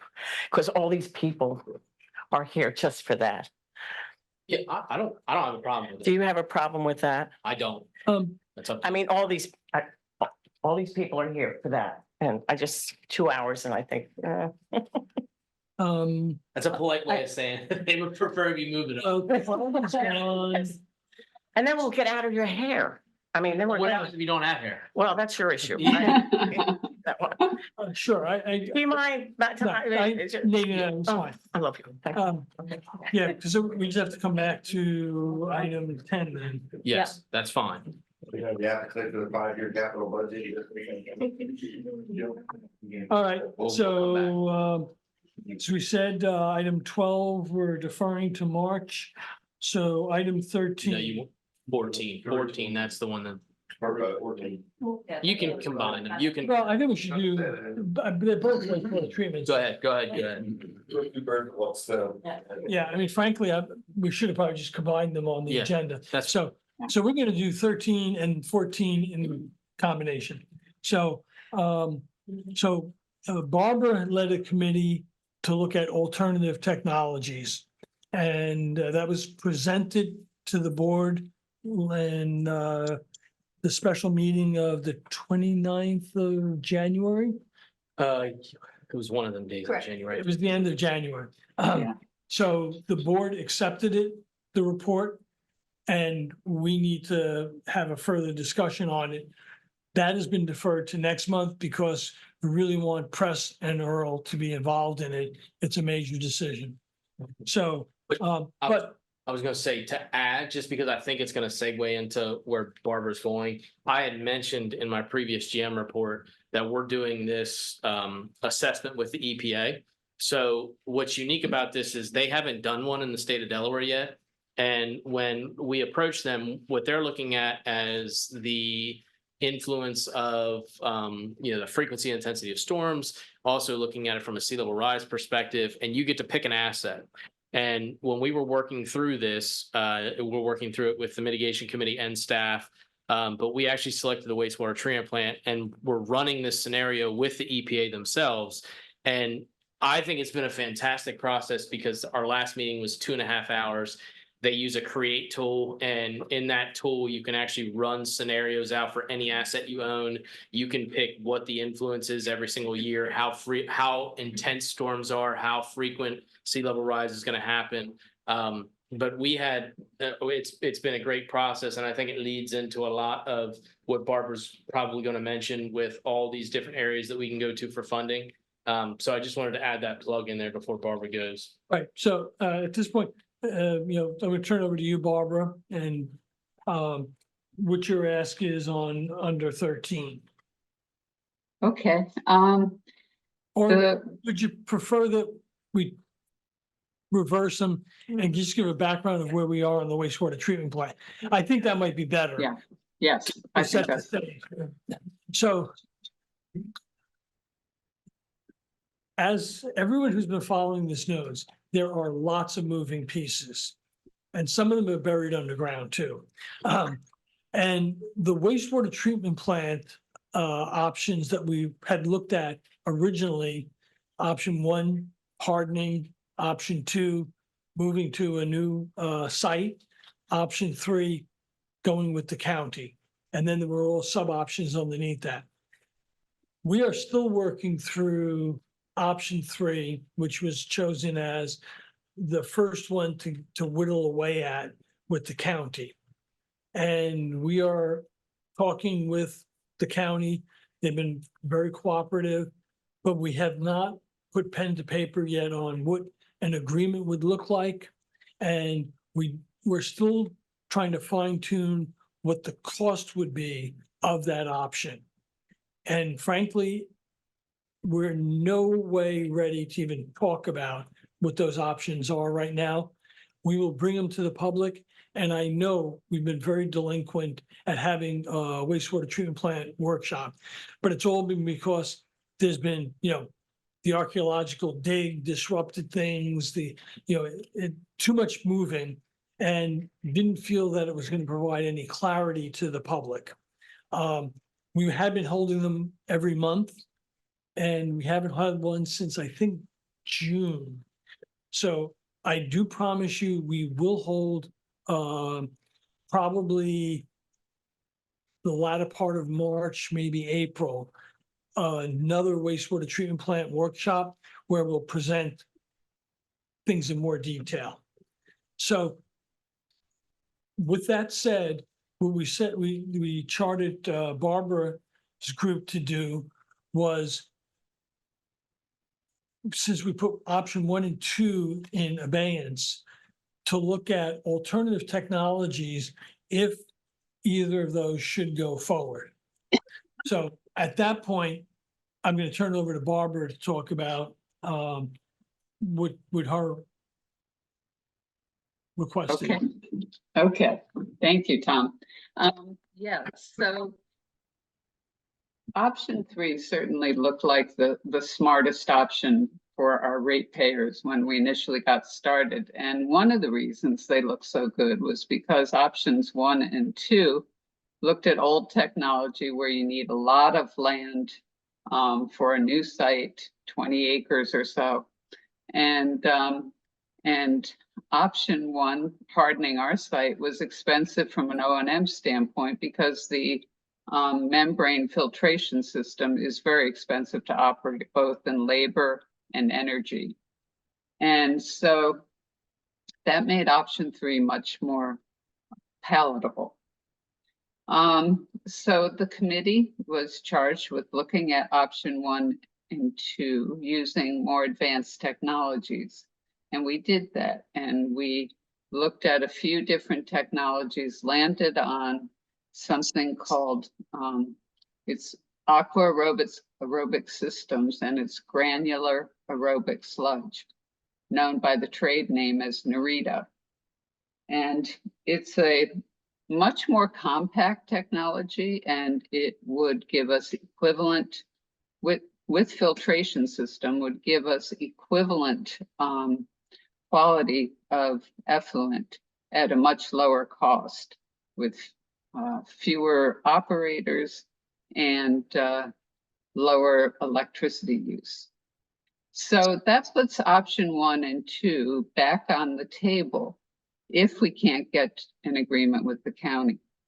The next step, because we were a volunteer group with no budget, we have very rough estimated costs. And so the next step would be for the board to consider whether we want to hire an engineering firm who is familiar with this technology to do a feasibility and cost analysis for us for either option one or option two or both. And that's the decision the board will have to make. But the committee has been disbanded. Its charter ended the end of January. The draft report is on the BPW website. And also the presentation I made at the meeting on the 29th, that's also on the website and is a little more palatable. When I get back from vacation, I'll be doing some minor edits to the report. And one of the things I'll be doing is shortening it so that some of the attachments, the documents that the committee relied upon to reach our conclusions and understand where we were, such as the GHD report, the long-range planning study that was conducted for Sussex and Lewes. We'll take that out and just note that it's available on the website. And we'll take the minutes out and note that they're available on the website. And hopefully that will make the report more likely to be read, because it won't be a couple hundred pages. It'll be about 25 pages. So that's where we stand now. And so Barbara and I discussed, I don't feel that taking action on the engineering request tonight is appropriate because we are missing two of our other board members, Press, our engineer of the year, and Earl Webb. And so, I think I would prefer that we defer any action on this till the March meeting. That makes sense. By then we'll have a final report for one thing, and I'll be back from vacation. And I'll be back from vacation. Okay. Question. Sure. Question. I'm sorry, go ahead. Can you identify yourself? And Sure. Bob Rabatsky, and I live over on Madison Avenue, and I instigated some of these people coming out just based on the information we have thus far, in particular about the location of option two. We're looking at least from what I've read, 3 sites in town.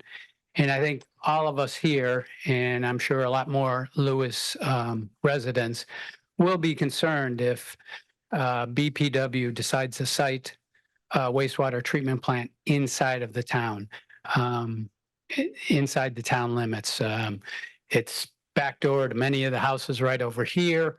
It will be backdoor to whole new developments that are going in with, $1 million homes. So I guess my concern, and I'm sure other people can express their own concerns, is with the location. And we want BPW to really think about whether that is a viable option for a location. And just, that was the committee's recommendation or committee's report to us.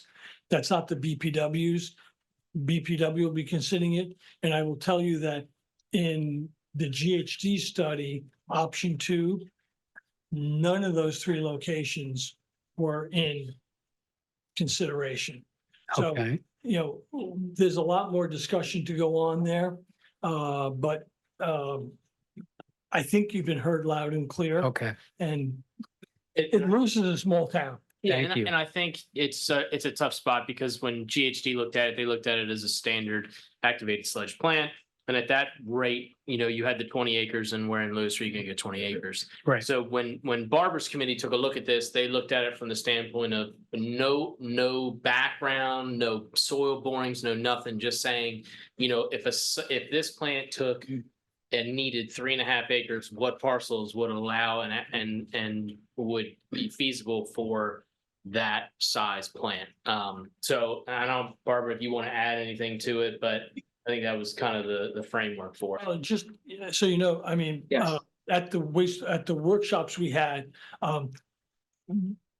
we had said that there were 3 sites, and we took them and we averaged them together for length of runs and all for piping and stuff like that. But we had not even, picked a site. We just took, okay, there's 3 pieces of property, some a little further away. The value is lower, some are closer in, the value is higher, but it's offset by the piping runs. And so we just took a smeared number for option 2 in the GHD report. And, so Barbara, I'm sorry, go ahead. Yes, it was the piping runs that made that option infeasible because you were looking at least $90 million. Yeah, and I don't think any of us want a wastewater bill that is supporting a $90 million loan. So yes, we just looked at acreage and available properties, and wastewater treatment has come a long way in terms of odor control and things like that. So no, we're nowhere near deciding or looking at a specific site, but we just said there are some sites available if it's engineering wise feasible, if it's, acceptable to the public, if it makes sense. I just want to make one clarification. The $90 million is not apples to apples, because that, if I remember correctly, the $90 million was piping, including an ocean outfall. No, I don't think so. All right, well, I'm not going to, Okay. the brain cells are not that good, so I'm not going to. And we encourage everybody. I mean, this is fantastic for us because being able to hear, everybody else's, and not only looking at it from the lens of these 5 board members that are sitting up here going through all this different data, the public, support, outreach, however you want to call it, is big because these guys get to take that information in and it goes through that decision-making process. Yes. And we've been holding these, and so everybody's aware, because we want you to come to all the board meetings. We have this as like a standing board item. So every month, we always provide updates up until when we have enough information to actually hold its own separate meeting. So you guys are more than welcome to come to any board meeting. It is at the end of the board meeting. I will caveat that, but it's on there. Anything else, Barbara? No, that's all for now. Richard? Thank you. Thank you for your interest. Okay. Oh, BJ? Recent knee surgery, doing well. BJ Clark, 222 Gills Neck Road. One of the things that I read was the consideration of the plan rested on a 500-year floodplain prediction. And I sort of found that interesting. That's a long way away. And actually, if you use the state maps and look at 100-year, which I'm sure you guys do, there are a variety of sites that are actually even quite close to the current that are on the other side of Freeman Highway, and there may be terrific cost gains if this new plant were to be that much closer to the older one. So there are areas in what I would call the northeast corner of the state park that the 100-year floodplain are at as much as 15 feet above that. And if you only need 20 acres, I think there are a variety of sites there. And that part of the park is really not open to the public. They don't, I mean, you could walk in there, but there's really nothing else going on. And there's sort of a precedent because you have the magnesium factory is sitting right there. So perhaps my question is, was the 500-year chosen by regulation or just because So, you wanted to do a really good job? so two things. First, I'm not going to opine on the state park. That's outside of this discussion right now. However, we've had 10 100-year rainfall events. 4 100-year. Four Easy for you to say. 100-year rainfall events in the last 10 years. Right. So, and the FEMA flood maps have not been updated and they are all historical looking. So the state, DELDOT, if I remember correctly, they're building to the 500-year floodplain now, correct? That's what the bridges are built to. Can't speak for. Yeah. But I believe there's a discussion. So, and with subsidence increasing and sea level rise seem to always being the better, getting the better of the numbers. The 100-year floodplain for a sewage treatment plant makes me very uncomfortable. So. Fair enough. Fair enough. But it might actually be that the 250-year plan would still allow multiple sites within that area. And as far as it being in the park, well, we'll have to deal with that later. Thank you. Thank you. Any other comments from the public? So thank you all.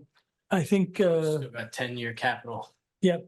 I think, as Press has said many times, and I think we all agree, this is the most difficult and long-term decision that the Board of Public Works has made probably in 50 years.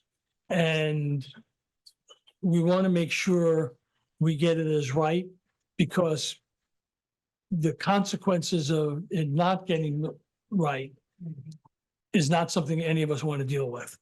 So this is the future of the town, the future of, service, BB Hospital, everyone else. So thank you. I just wanted to note that public comment is available on the website if you wanted to submit. So we've left that open, or you could submit directly with a letter or an email, however you want. We'll get it there. Okay. Yeah, thank you very much, Sharon.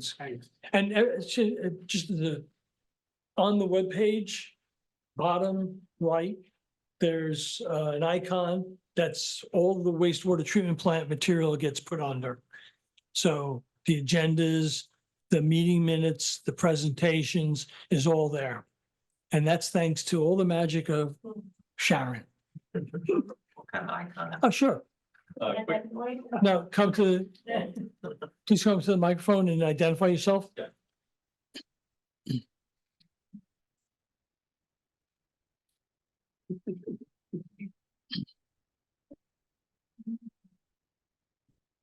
My name is Ed Williams. I live on Madison Avenue as well.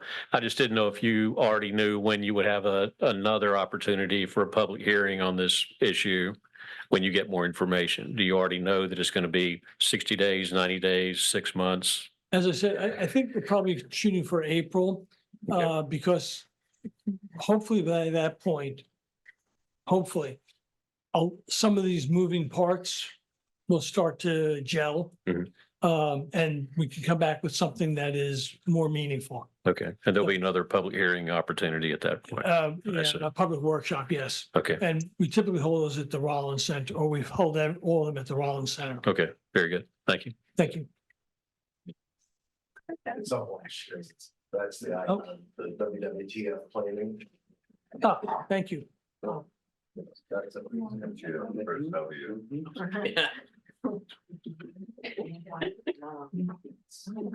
All right, moving on, back to item number Yep, thank you, guys. Thank you. number 10. You're gonna abandon us? Aw.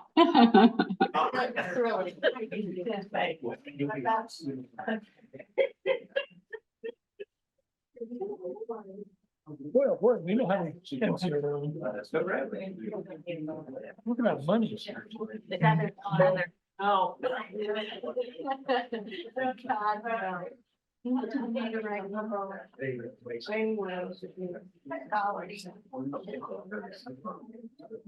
Yeah, can I ask everyone to leave the room so we can, hey, BJ? Yeah. Thank you. We'll go through, good, so 5-year capital. So it's gonna be a lot. Like I said, we're gonna hold a separate time for you guys to come in and we can go through this on a much more detailed note if you so please. I'm gonna try and hit on a lot. So everything that you see in pink, it's related to the water assessment study. That was the study that was conducted and presented by GMB last June. It's kind of a working document per se because we're working through a lot of the budgeting priority pieces of it. One of them is as you look at these, there's a lot of coordination that we're working with the city on. The city's going through their capital budgeting process as we speak, so we want to make sure that we're in step with the things that they're moving forward with and vice versa, so that you don't have any sort of this lackadaisical approach to capital planning. So the first one on there, as you know, Alaska Avenue, it's a project that we've been working through. We're continuing discussions with Delta to kind of try and understand a little bit more on the drainage piece of that project that we were going to try and incorporate. That's a continuing discussion, so we're working on that. Lead service line replacement, a lot of unknowns there, but we're working on the new regulations related to LCR. Sharon, can you crack the door I open? think there's a sign on. There's a sign. There's a sign up? Yeah. So we're working on LCR, that's the lead and copper rule. We're actually working with 120 water and we're going to be getting our information back via map. That map will actually provide us the areas that we know that are non-lead currently, and then also identify areas that are unknown, and then those that are considered to be high probability of lead, both, and that could be on the private side and on the public side. So that will really be driven, that lead service line replacement line item on here will be driven based off of that reporting, and then also moving forward as we work with the EPA on that. East Market Street, and some of these you'll see that don't have money allocated. What we wanted to do is we're trying to look at this as almost like a 10-year and a working document beyond. So we wanted to keep the projects on there so that it kept in the back of your mind that there's still projects that we need to complete, but they don't necessarily show up in a 5-year, they may be in a 10-year. So East Market Street corridor and Cedar Street, that's kind of one large project. That's probably one of the oldest section of pipes is on East Market Street. That project is a lot of preparing for the Cedar Street and all the side streets. When we did the water main assessment study, we got a sample from Cedar. Originally, that was on one of the project lists to go ahead first because we thought it would be one of the areas that had the most issues. We have had complaints on some of the side streets every now and then, but actually that pipe is in fairly good condition based off the assessment that we had done, and we actually had a contractor do a wet tap for a fire hydrant so that we could get a sample there, and we also had another sample done on Cape Henlopen Drive. Just moving down the list, Monroe and Railroad, that's one that we're teaming up with the city. We're gonna wait and see kind of where that goes, because we did submit for a brick funding application. The city actually submitted for it. So we're gonna wait and see how that unfolds as far as funding pieces. And then that project will kind of move in accordance with planning with the city. Kings Highway, obviously a huge discussion point in the last week or so. What this is you have two pieces of the Kings Highway project. You have basically everything from our well field all the way down to the station at Kings. We also have a piece that would take up for the station at Kings and come all the way down to Third. We want to make sure that we're in line with whatever DelDOT's doing as part of that project. And we have been openly discussing that with DelDOT. Obviously, there was the presentation last week. We will continue to have that discussion with them to make sure that we're hand in step there.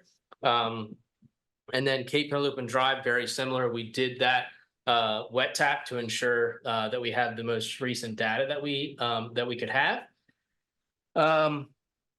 And Cape Henlopen Drive, there's two cast iron mains that go all the way up. One feeds SPI Pharma, and they're interconnected all the way up. So you have a 12 and I believe an 8 that feeds the ferry and Cape Shores and the state park. Just continuing down, we have the 4th Street. That is going to be very similar to one coming up, which would be the 3rd Street project. Or the 4th Street would be the one that goes first. That's Savannah to Burton. One of the reasons why this project is taking a little bit more of a priority is we spent a lot of money in DelDOT right-of-ways. This is basically going to open up the ability to stretch into some of the older sections of town. This project would encompass water main, sewer main, and stormwater pipe all the way from Savannah Road to Burton. This will also give us an insight into each one of the side streets as we move up. So Park, Mulberry, Painter, DuPont. We will be able to see what the condition of those pipes are as we work down that street. And then that will help us for the planning aspect on budgeting for all these different side streets from there on. And that's also a project that we're going to try and coordinate with the city. And we're also going to try and coordinate that with the bridge project that DelDOT's doing. So a lot of moving parts there. We are the Park DuPont Painter. Again, that has a lot to do with when we do the 4th Street. So that list of projects will be prioritized as we do the 4th Street project, which we also submitted an OI for. So we'll see how that comes back in the grading aspect. 3rd Street, very similar. We're trying to time them kind of accordingly. So we're going to start with the 4th Street project and then probably look at the 3rd Street project, depending on how the side streets go off of 3rd. I mean, off of 4th. I know we're throwing a lot of streets out there. Pilot Town Road side streets, very similar. One of them being Hoornkill, which you'll see down here. Hoornkill we've put on there in yellow because there's a lot of unknowns. We put the estimates in there, but it still has to come back to the board for approval to be able to move forward with that. Pilot Town Road side streets, that's Rodney, Carey, etc. And then you come down in the individual streets, your school lanes, your rotted lines. Manila is another project that actually grades very low on the pavement condition index for the city and that GMB is taking a look at. And we would be teaming up to do our water, which it's a very old water main. So we would be doing water main and also sewer main and stormwater as part of that project. Very similar to what we did for Coleman. The canal crossing project, that is actively, it's already funded. We're working through all of the final design drawings and also all of the submissions to both the Army Corps of Engineers and also all the other state agencies. We have to get wetlands permitting and we also have to get Army Corps of Engineers permitting. So we're working on submitting all that and finalizing everything. We think it's going to move fairly quickly, which is a good thing. It's a fairly priority. It's a large priority project for us. New road, Politown to 4th. It's a very small section of pipe that extends basically on New Road from Politown to 4th Street that we identified when we did the Politown Road project. It's a DelDOT right away, so we know it's going to be a very costly project, but it's one to keep an eye on. It's just one small section of older pipe that connects into basically brand new pipe as you go down New Road. Monroe water line. This is a project that we've had on there. We're actually having GMB run the analysis to see if this would need to stay online because of the development that's happened at White's Pond. There was an interconnection at Bay Breeze, an interconnection at Schofield. And so we want to see what the pressures look from that before we make a decision on the lining project. It would be kind of a pilot program because we've never done one for a domestic water use. So we're going to wait and see how that goes. And then that will drive whether or not we move forward with that project. So GMB is actively working on that. Vehicles, this is going to be a shot in the dark, and I'm going to give you a little heads up on this. So we typically go through the procurement process on vehicles through the state contract when it comes to our normal half tons, 3/4 tons, et cetera, even the Toyota RAV4 that we talked about earlier. Issue that we're running into is the pricing on state vehicles is nowhere near as competitive as what it was before.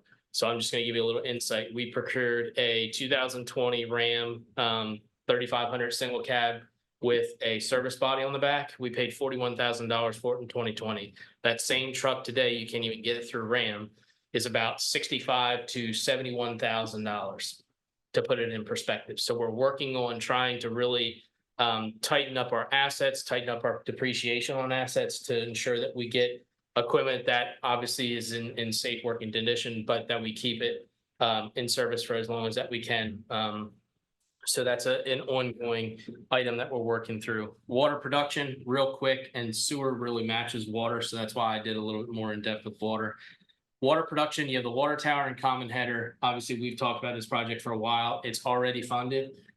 We are working on final plans for the water tower. We've already gone out to bid, and the bid's been awarded to Teal in the common header project. It's one project. We've bifurcated it out.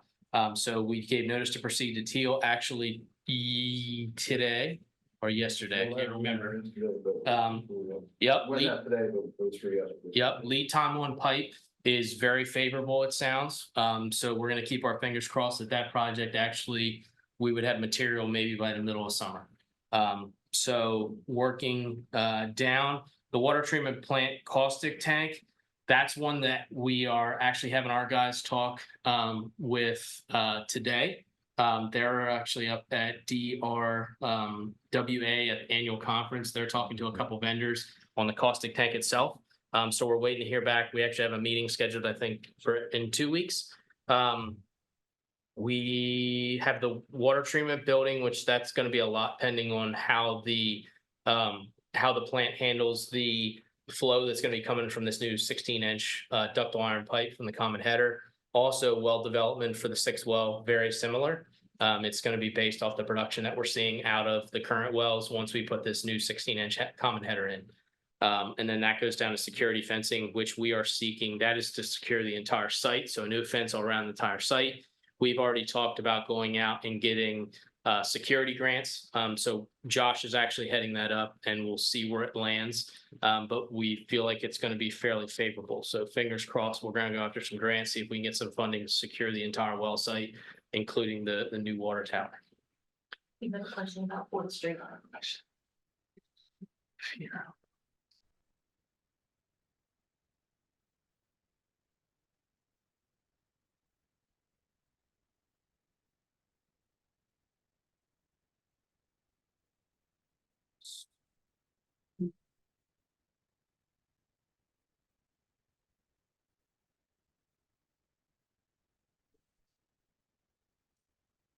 Can you read it? Yes.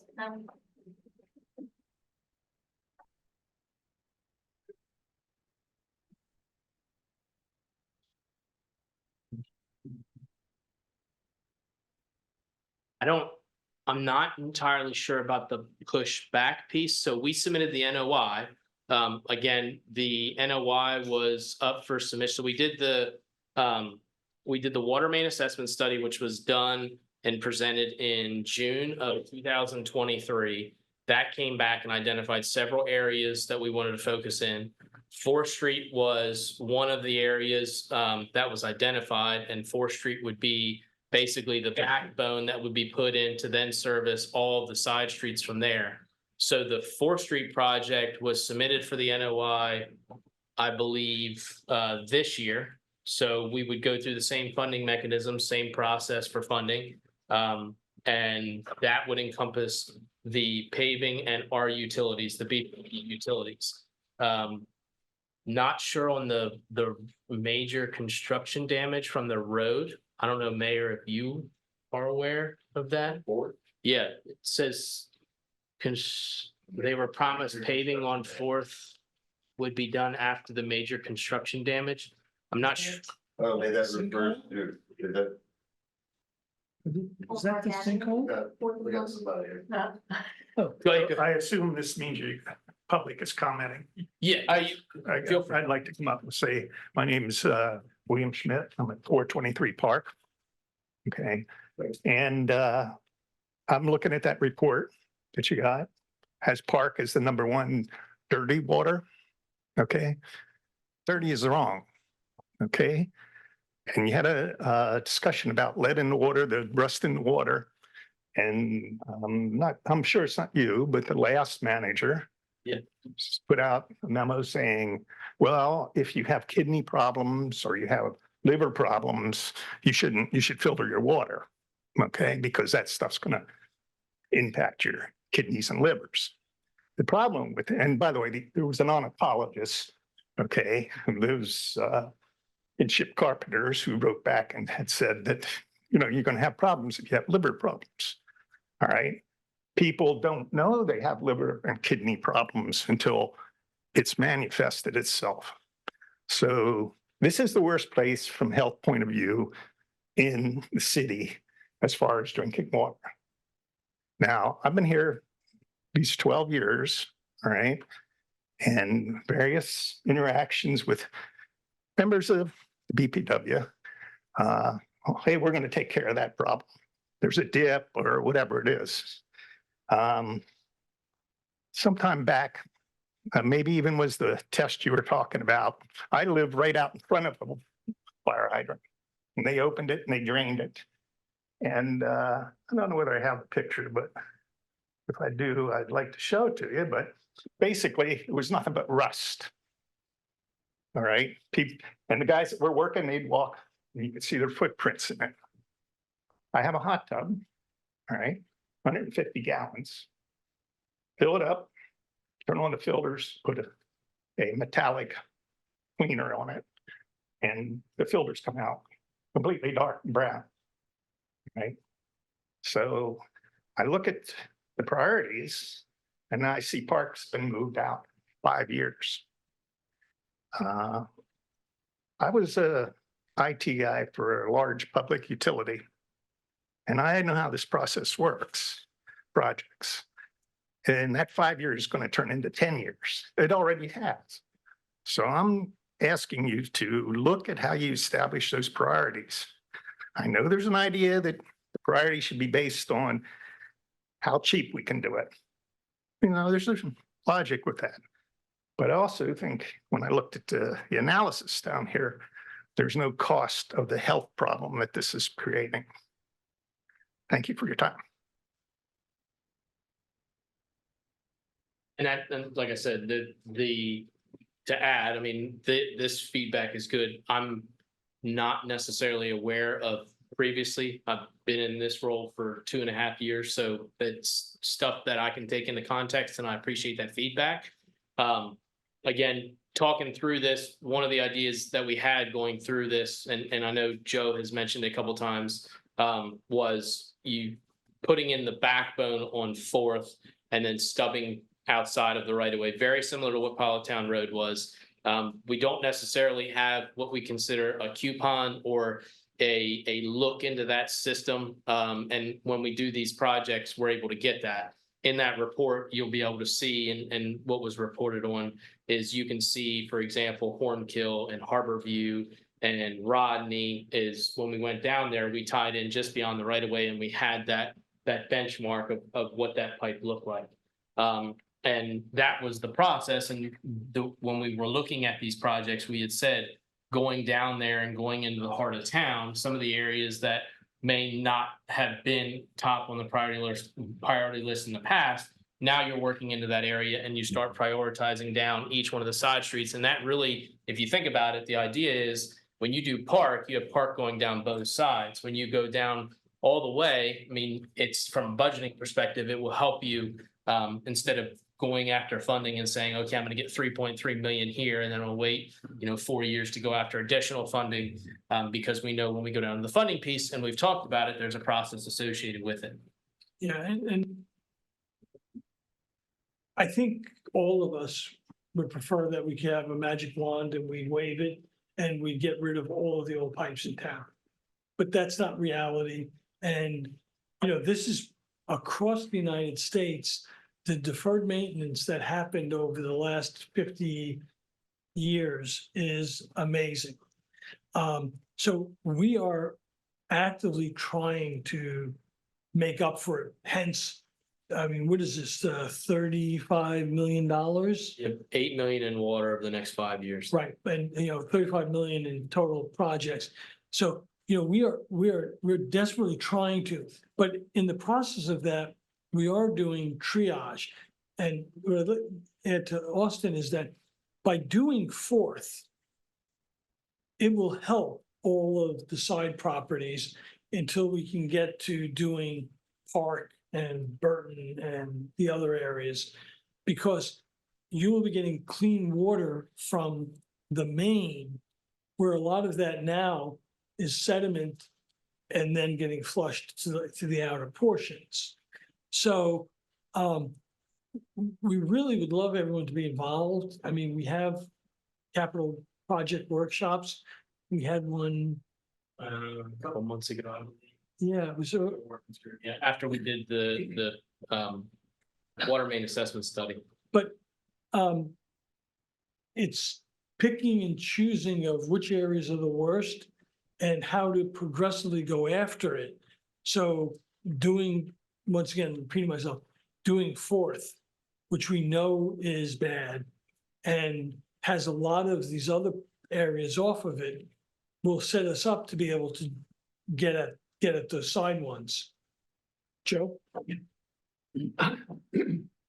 Joe Elder, 426 Park Avenue. I'm speaking as a citizen. I live in the same development, and there has been a lot of concern there. But my greatest concern is when I look at some of these proposals for the way things are going to be done. A lot of the work that I see on the capital budgets is new work.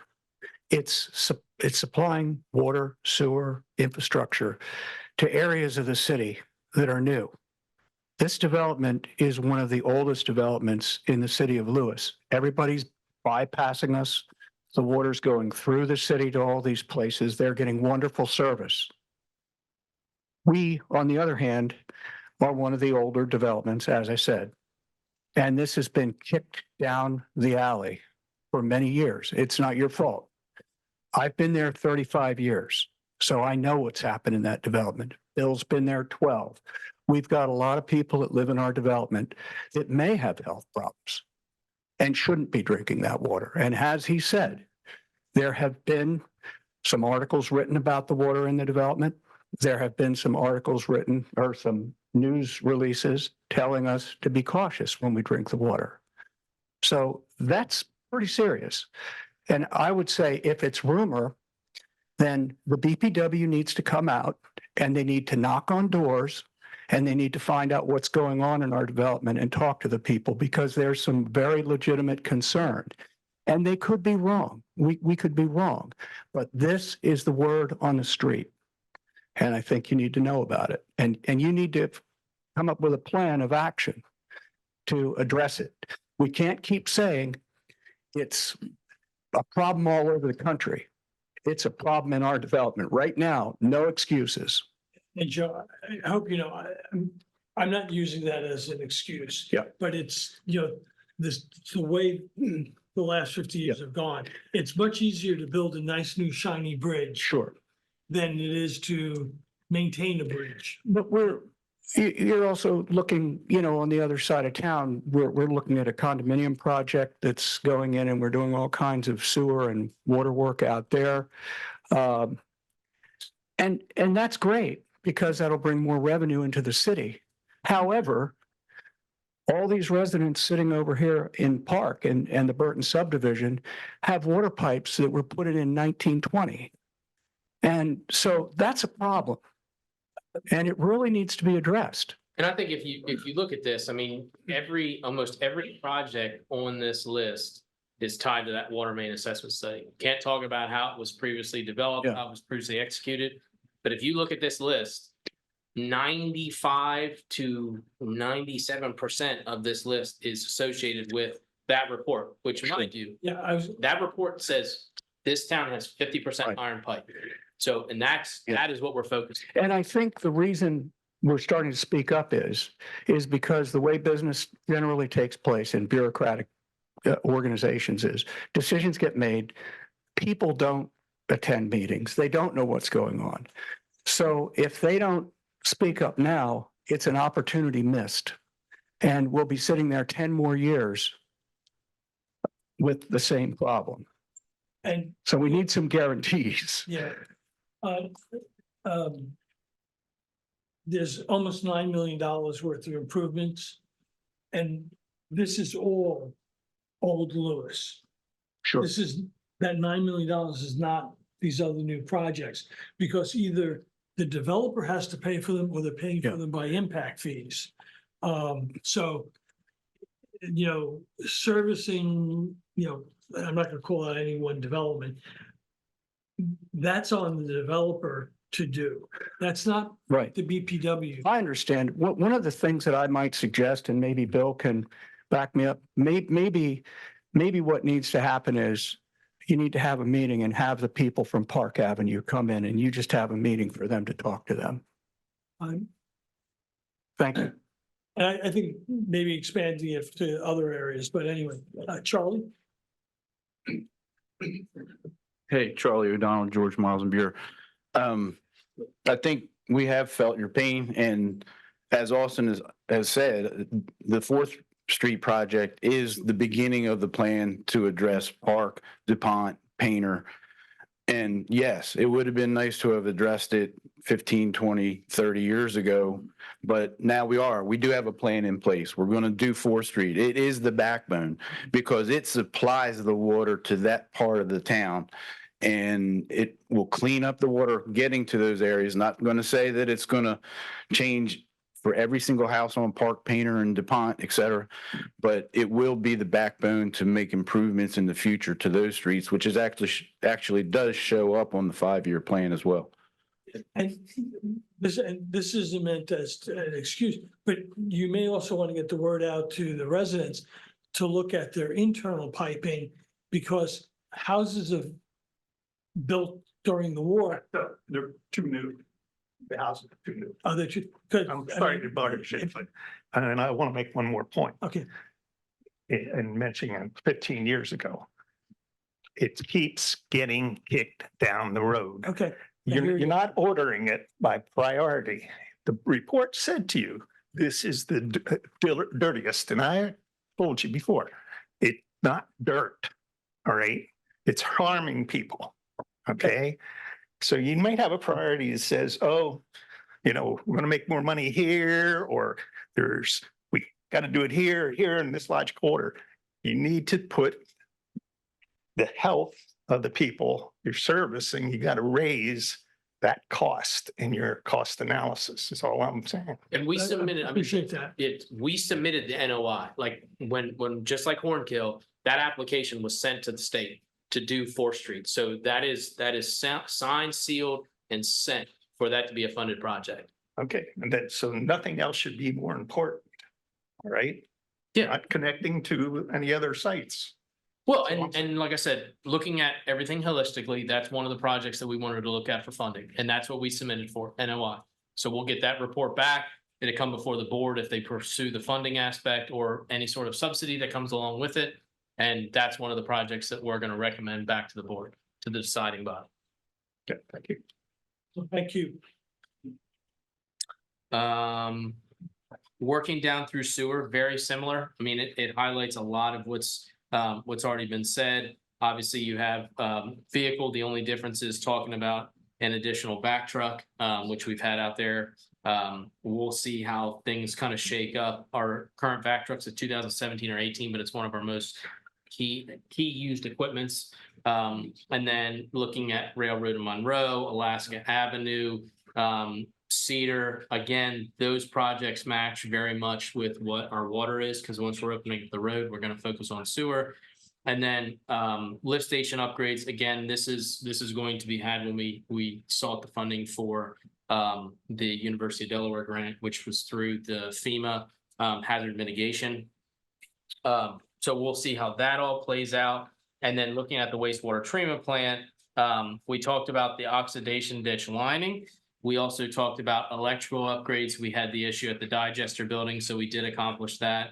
And then looking at control systems, UV upgrades, we're actually having the UV manufacturer come in and do some upgrades in the next couple of weeks, and that's going to give us a benchmark for how we're looking there. Blower upgrade, again, placeholder on here.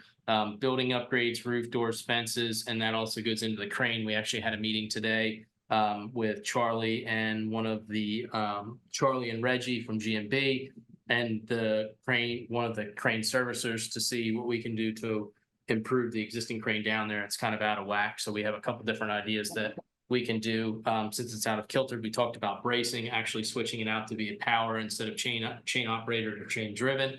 So we're working on through that. Stormwater, very similar. Again, vac trucks on there. MS4 is not been distinguished whether we would become an MS4 designated agent or designee. So we're waiting to see if that comes through. Again, that was supposed to be in 2020. It was supposed to be census driven. We have not heard anything yet, and that will probably be one of the key factors to additional testing and regulations that comes down through DEMEC and the EPA.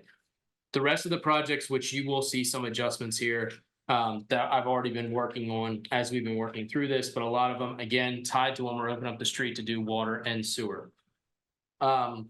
Electric, we had the AMI discussion today. We also talked about our bucket trucks. Again, we are supposed to receive delivery this year of a bucket truck and a derrick digger, or a line truck and a derrick digger. We hopefully will get delivery this year. They were supposed to come last year.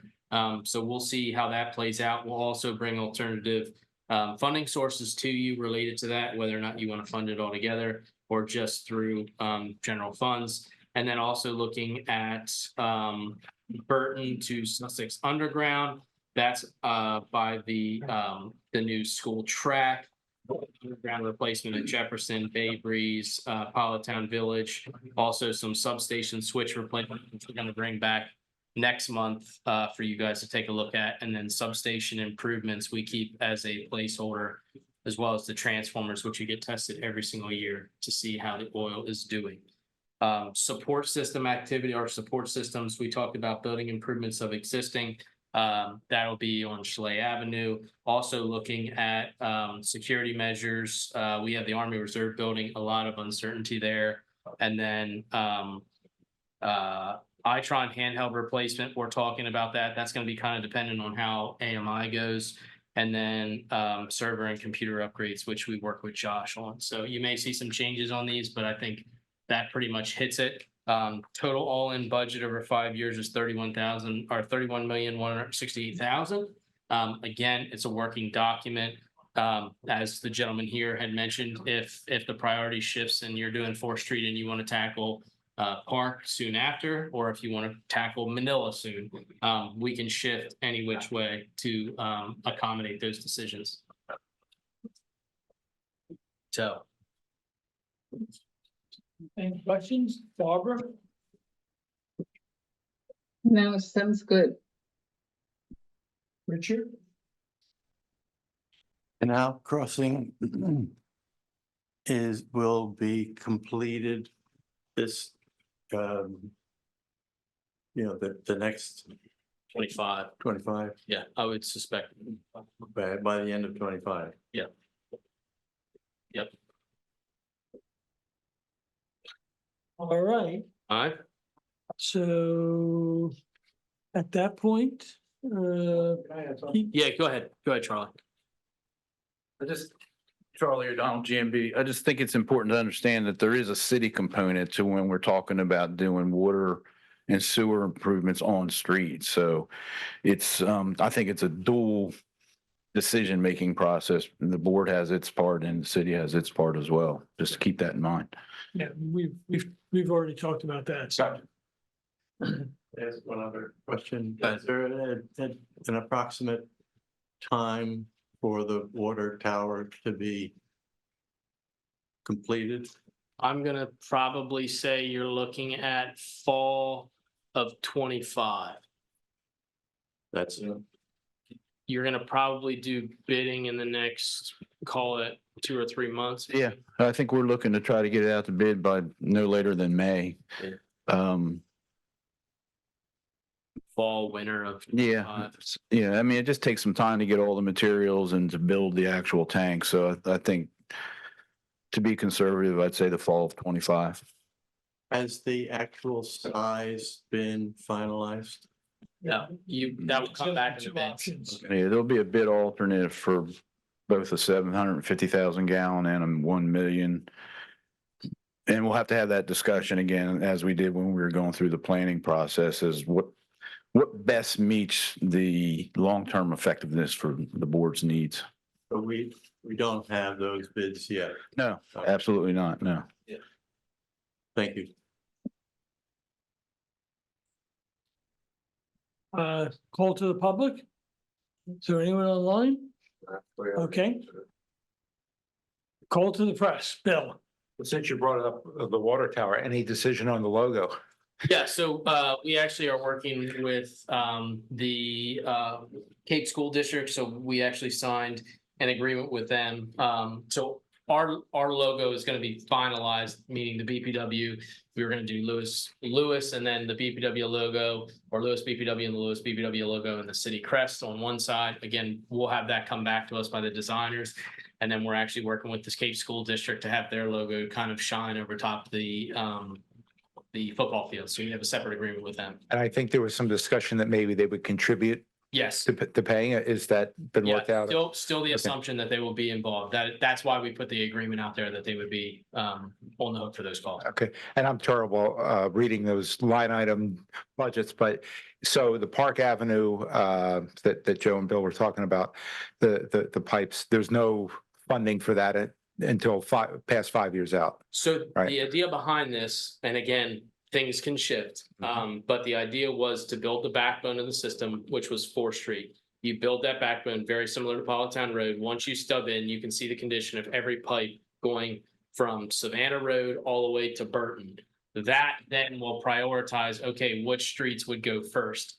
From a budgeting standpoint, we know that doing a project from Savannah all the way to Burton is a huge project. And that's where you get into that cost benefit analysis of actually going for funding or subsidy or funding it through general funds. Right. We knew that a project of this caliber, where you're talking $3+ million when it's all said and done between water, sewer, and storm, is a huge chunk of change. And we just did $4.5 million on Politown Road.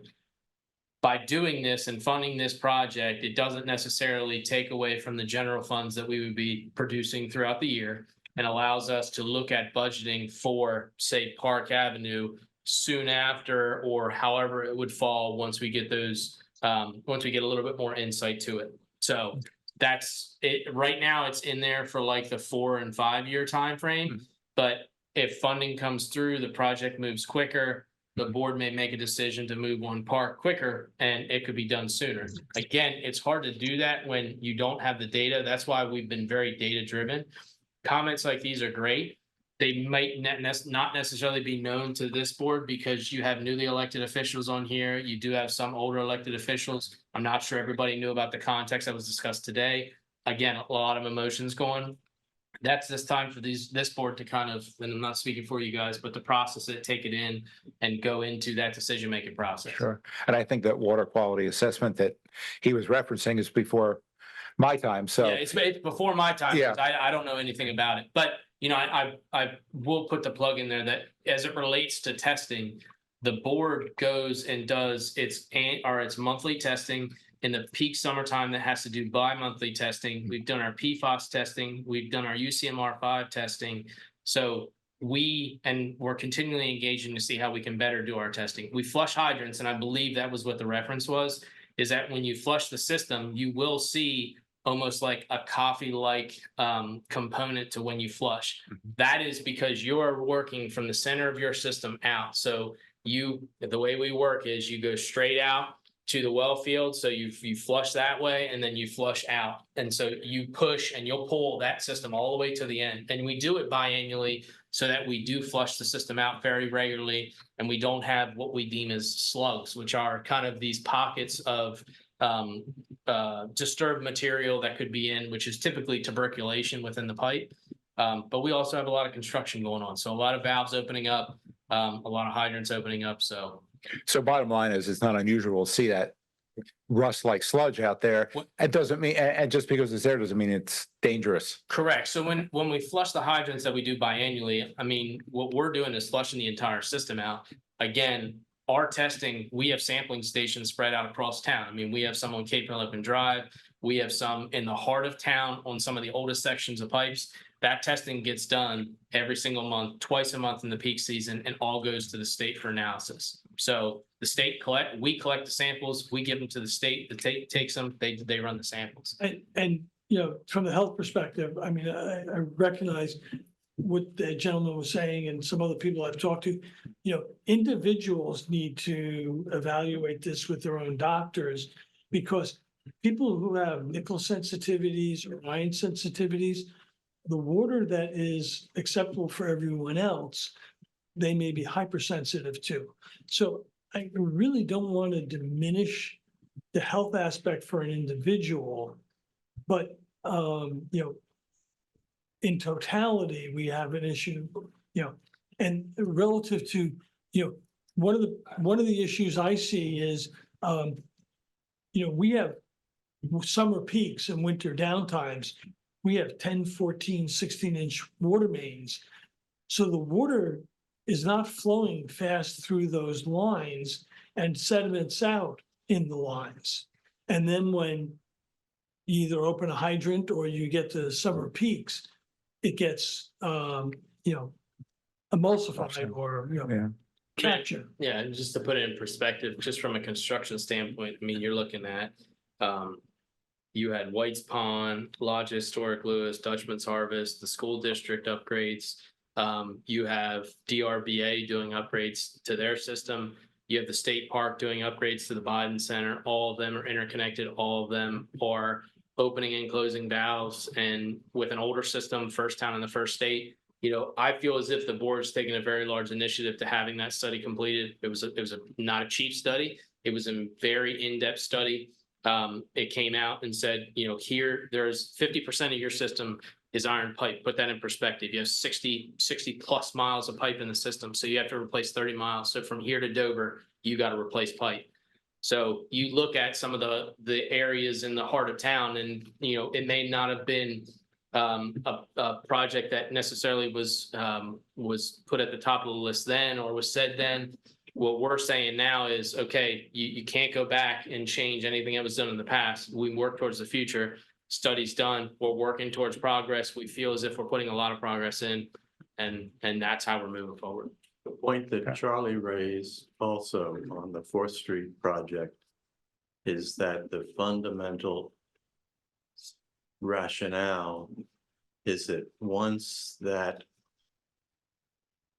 artery gets replaced, now you have clean water going through the system and into the side streets that may improve somewhat, a lot, completely, in addition to seeing what the condition of the pipes are. But that logic is you're getting the most benefit for the most area of knowing for certain now where are the weak spots. And we're looking at a lot of interconnections, taking old section of pipes offline if they're not warranted. You know, I talked about the Monroe intersection right there where the library is. We've talked about whether or not that would still be necessary.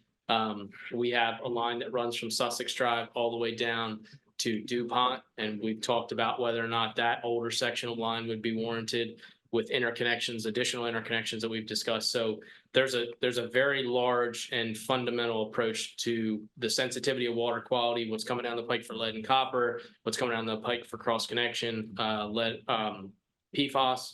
And the focus really is to hit on those areas. Go ahead, Charlie. Hey, Charlie O'Donnell again. I think it's really important for the board to understand, everybody to understand that before we did the water main assessment study, we knew Cedar Avenue and Kings Highway were priority projects, and they were the highest priority projects. But once we completed the water main assessment study, we shifted on the basis of we knew that there could be water quality issues in the heart of Lewes, and that's why we prioritized 4th Street above Kings Highway and Cedar Avenue. So it's important to remember that too. Yeah, and I just want to reemphasize that, you know, I think the staff has done a great job of proactively looking at where we're doing work to get coupons out of the pipe, because we've been kind of blind. We don't know which pipes historically, I mean, now we have good data, historically are pure cast, ductile iron lined with, you know, cement. And that makes a big difference because they all age differently. And we have on our website, we have a new section that talks about discolored water. Again, you can go on the state of Delaware's website. All of our testing is on there. We had supplemental testing, which was the PFAS testing. We put that in the Cape Gazette 2 years in a row. So we're pushing it out as much as what we can. But it's a process. It's no different than, you know, if somebody complained about a street within the city's got a lot of streets to pave, the board's got a lot of pipe to replace, and you have to start somewhere, and we're working on that. And you already filed for the Correct. 4th Street project. Correct. It's not like, oh, well, we're thinking about filing because we think it's important. Correct. And you live in that general area because you're in the Burton subdivision. Anything else, Bill? No, I'm good, thank you. Okay.